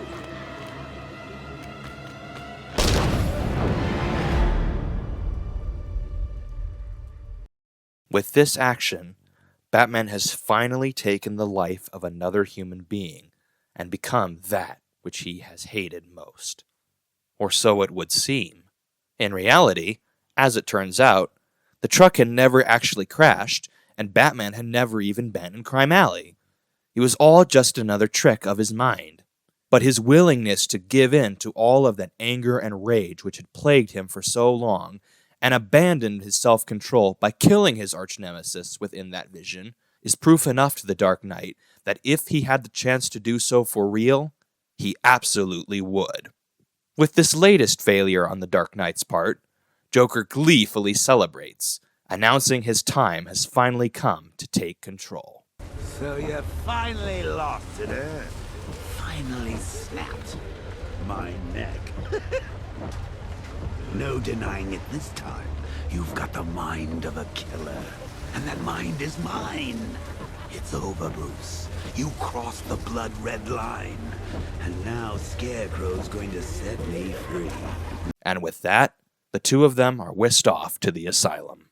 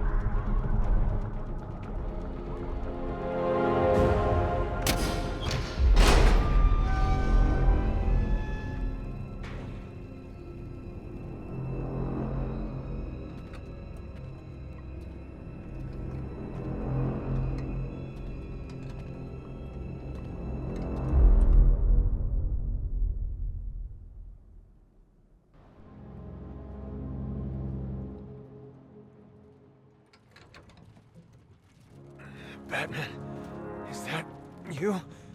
I'm sorry, Robin. Are you ready? This isn't going to end how you think, Crane. Enough bravado. It's too late for that. I don't care who you are, but they will. I'm going to rob them of hope. As they stare into your eyes, they will blame you. Failure will have a face and a name. It's time. Mr. Gordon, I would like you to do the honors. Never. I'm done taking orders from you.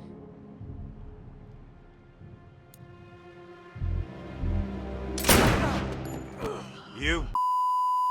Take off that mask, or my next shot will kill him. It's okay. It's not okay.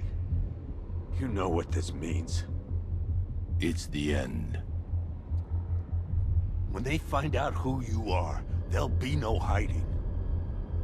You need to trust me, Jim.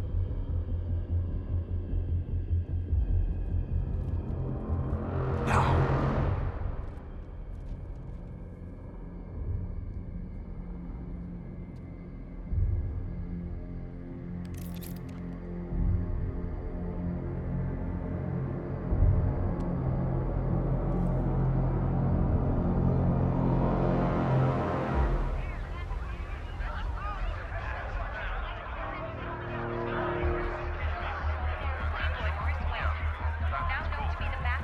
Wayne. Bruce Wayne. Now the world can see you for what you truly are. A legend laid bare. Powerless. Human. Afraid. With his identity revealed to the world as Bruce Wayne, Batman is injected with a fatal dose of fear toxin, thus finally freeing him from all his inhibitions and causing the Joker inside of him to be unleashed. As Joker begins fully taking over his mind, Batman watches helplessly from the passenger seat, as within his brain, he visualizes yet another potent and lifelike illusion of himself, represented by Joker, massacring each and every one of his villains and laying waste to his very own city. He sees himself mowing down hordes of enemy thugs with bullets and rockets from the Batmobile, brandishing a shotgun and blasting each of his foes with it, not even bothering to consider the hostage in the situation, and shooting her alongside them just to get to his targets. All the while, a garbled electronic voice can be heard calling out to him, almost like it's pleading for Bruce to stop himself from going down this path of vengeance and to turn away from all this violence. With his last victim shot, suddenly, the vision of Two-Face morphs into one of a dying Commissioner Gordon, lying helplessly on the ground, with his last words being, Stop. Stop this madness. Please. But his pleas fall on deaf ears, as Joker merely brings his finger up to Gordon's lips to quiet his mouth before he dies. And with that, Joker kicks the door to the outside of the room open and walks into the balcony. There, the fruits of his labor are truly revealed. The entirety of Gotham City engulfed in flames as a result of his wrathful brand of justice. Taking a look around to marvel over the true horror that he has just accomplished, Joker breathes in a contented sigh, declaring that this may be my finest work yet. Suddenly, the garbled voice heard before suddenly unscrambles to reveal a desperate, pleading message from none other than Alfred, begging Bruce to stop this rampage. Please listen to me. After all the good you've done for the city, think about what you're doing. Sir, I'm begging you. Master Bruce. Batman, you have to listen. Think of your family, Bruce. Your father, what would he say if he saw you like this? Please, please stop this rampage. Oh, Alfred, sweet, loyal Alfred. Master Bruce is gone. But don't you worry, your new master's coming home. As the vision ends, Bruce, still represented by Joker, is once again brought back into reality. where Scarecrow stands triumphantly before him, telling him that he has no plans to kill him, but rather wants to set him free, so that Bruce can bear witness to seeing the city he swore to defend tear itself apart, so he can see everyone he loves hunted down and killed. Every scream, every death, vengeance for all that Batman has done. But with the Joker now in control of his body, he easily laughs off each of these comments, much to Scarecrow's surprise and confusion. In frustration at Bruce's seeming lack of fear, Scarecrow once again injects Bruce with his formula, transporting him back into the nightmare world. But with the Joker personality now in full control of Batman's body, it is his greatest fears which are brought to light. And this gives Batman the fuel he needs to finally fight back. Bats? Is that you? Oh, Bats!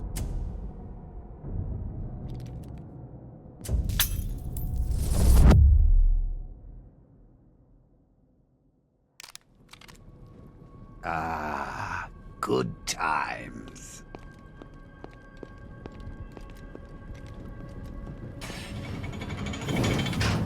Woohoo! Crispy. Oh, I outgrew that body anyway. Trying to tell me something, Bats? I'm not dead. I've never been so alive. Oh, wait a minute. This isn't my grave. Oh, no, it's too small. It's all overgrown. Where's the head? It's it. Oh, right. I get it. They forgot about me. Very funny, Bats. But it's not gonna happen. You know, some jokes can be in bad taste.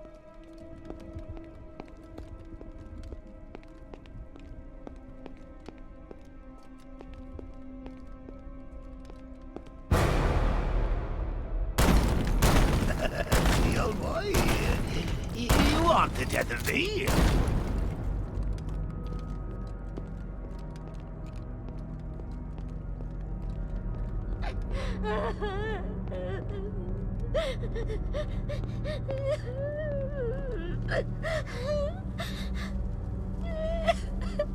Harley?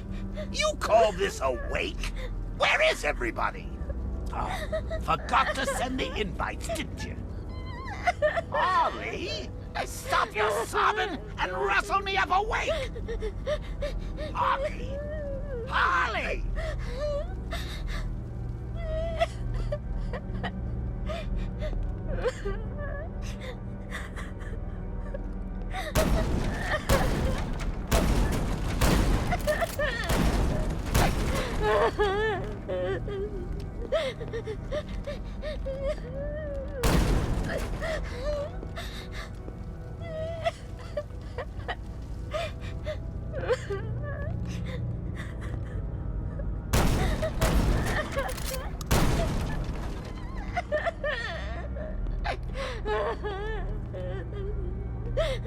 I know what you're trying to do, Bats. You and your toxin. You think this scares me? In Gotham with me, Vicky Vale. And me, Glenn Woodburn. So, Glenn, today marks the 1-year anniversary of the Joker's death. Any thoughts on the occasion? Sorry, who? The Joker, you remember? The question mark guy. He's dead? No, not him. Sorry, Vic, you gotta help me out. You know what? It doesn't matter. Let's forget about him and move on. Yes, let's forget about him and move on. In other news, a museum dedicated to Batman and his arch-nemesis, the Penguin, opened on Bleak Island today. Oh, you think that's scary, Bats? When I get out of here, I'll write my name in blood on every street corner. I'll carve it on every corpse. I'll... No one's forgetting me! No. How do I get out of here?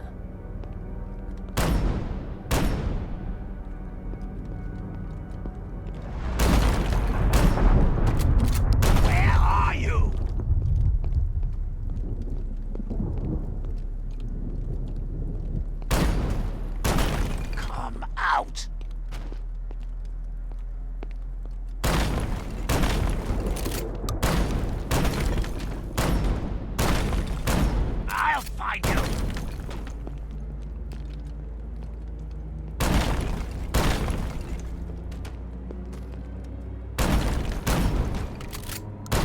your face!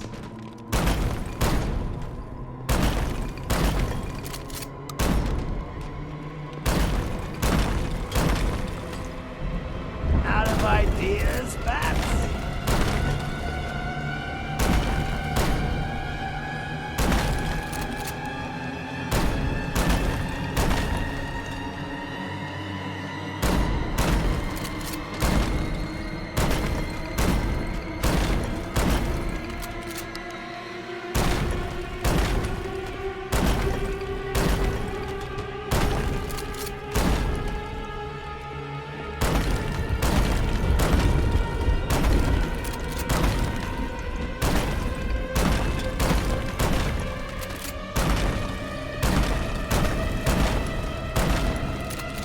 Just before the last statue of himself can be broken, suddenly its stone breaks away to reveal none other than the true Batman underneath, who knocks Joker to his feet before vanishing.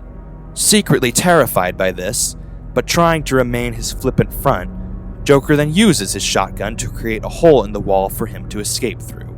Landing down on a walkway below, Joker spots a switch labeled Exit and decides to flip it, knowing it's the most likely way of making a getaway.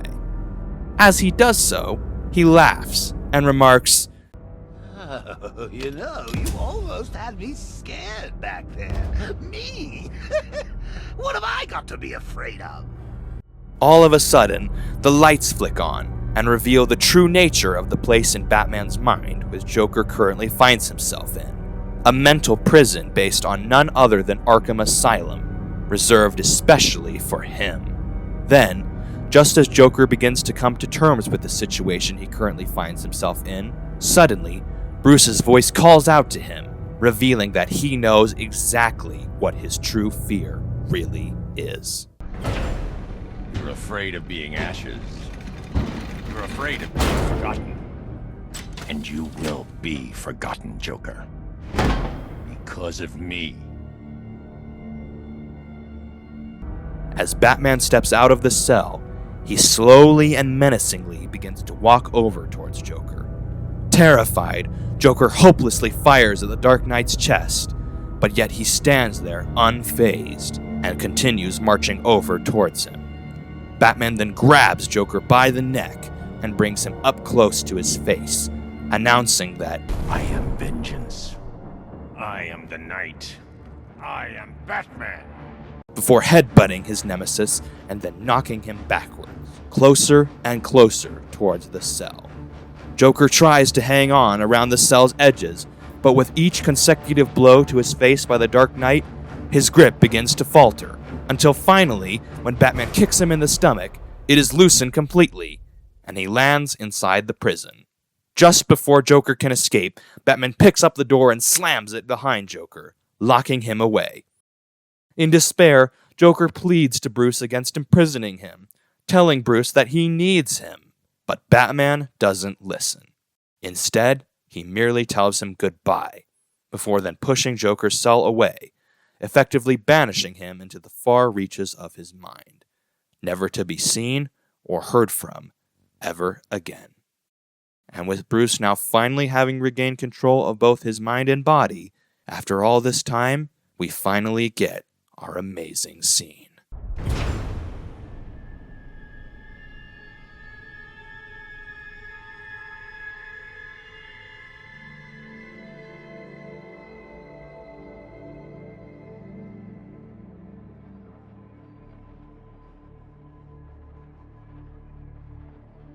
Do you understand, Gotham?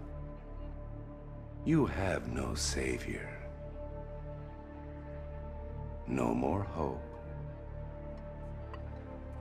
No more Batman. I've won. I'm not afraid, Crane. Impossible. Without fear, life is meaningless.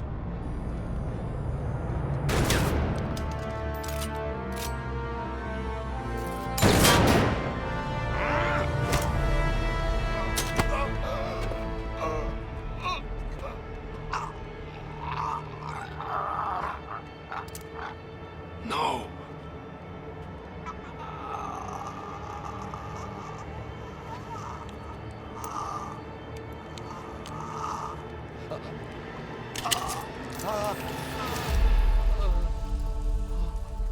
What's wrong? Scared?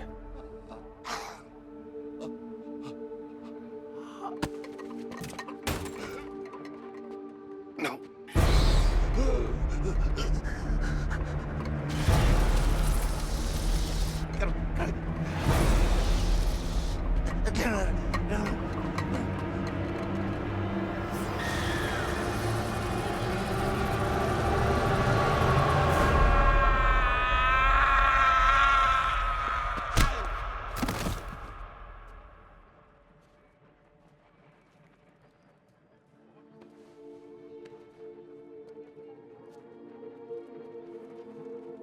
He's strong. He's going to be okay. Look after him, Jim. Look after them all. You've been a good friend. The best I could ask for. You were there at the beginning. And now,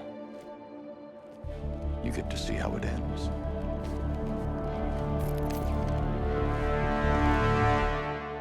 What a truly magnificent and awe-inspiring scene. In this moment, Batman, the Dark Knight, finally managed to overcome his greatest fears and regrets, personified by his greatest enemy, through exiling all of it into the distant corners of his mind to remain locked away forevermore, thus allowing Batman to become truly fearless. I could not have asked for a more perfect ending to the Arkham Saga if I tried. Honestly, where do I even begin to analyze this masterful scene? Well, I suppose the best way to examine it is to review each of its most potent layers, starting with the most crucial element of all, Joker. What Joker's greatest fear was that without Batman, he'd be forgotten, that no one would remember him any longer.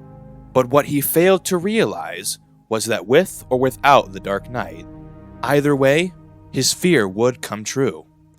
For everything that Joker has done, all of the pain and misery he's caused others, he won't truly be remembered.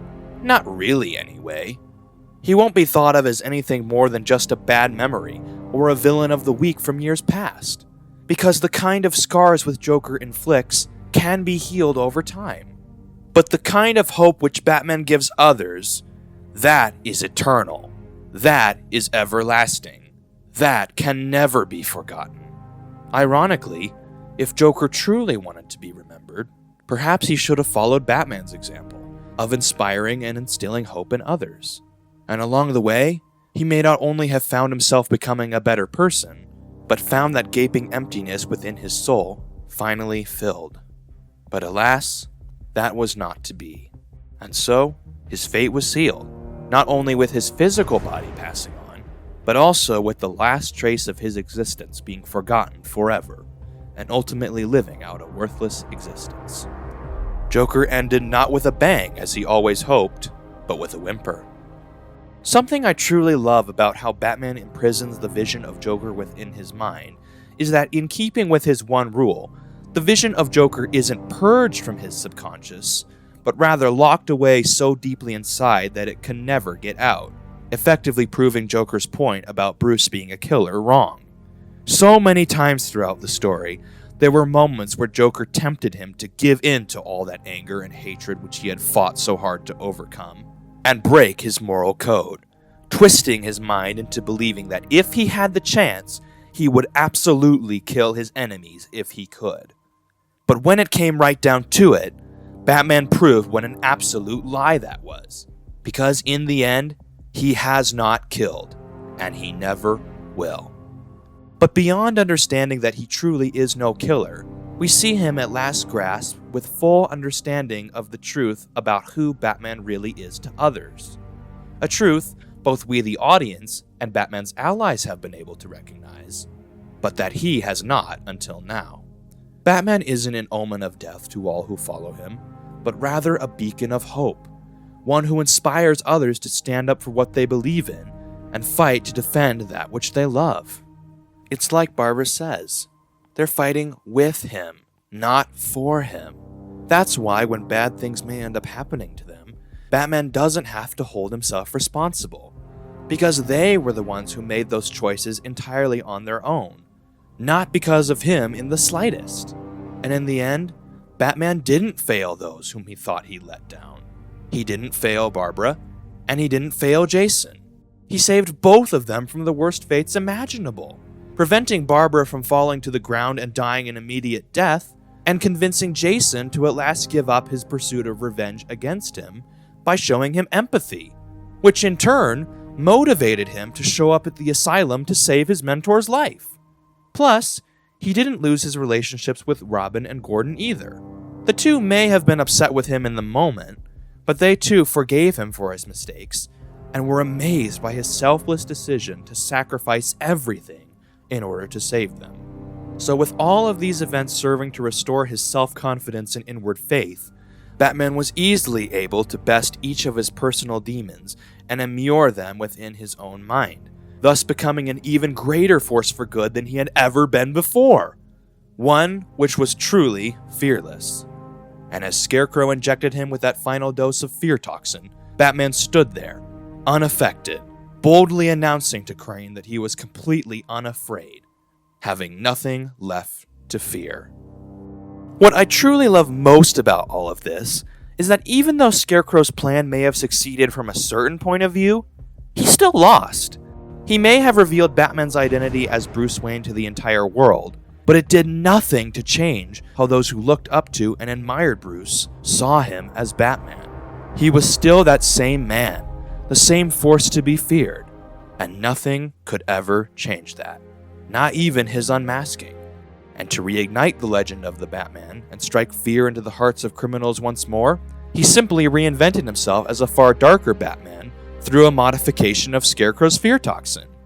I love how when Batman injects Scarecrow with his own fear toxin, even when he's caught up within the grip of that madness, he himself still sees Bruce as Batman, albeit a very frightening and monstrous-looking Batman, but Batman nonetheless.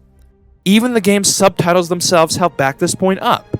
In scenes where he has the mask off, they still continue to address him as Batman, not Bruce Wayne, which just further signifies that Batman is the person whom he truly is inside, that his dedication to justice, not vengeance, and his empathy and compassion for others, which Batman is known for, that is what truly defines him. Batman's journey throughout this game is proof that we don't have to be defined by our worst fears or perceived failures. That at the end of the day, we always have a choice to either feed the darkness or fight it. That is really what Batman is all about. That we each have the strength to rise above that darkness and overcome it, to become something far greater than we could ever imagine. And that is why his character is so inspirational.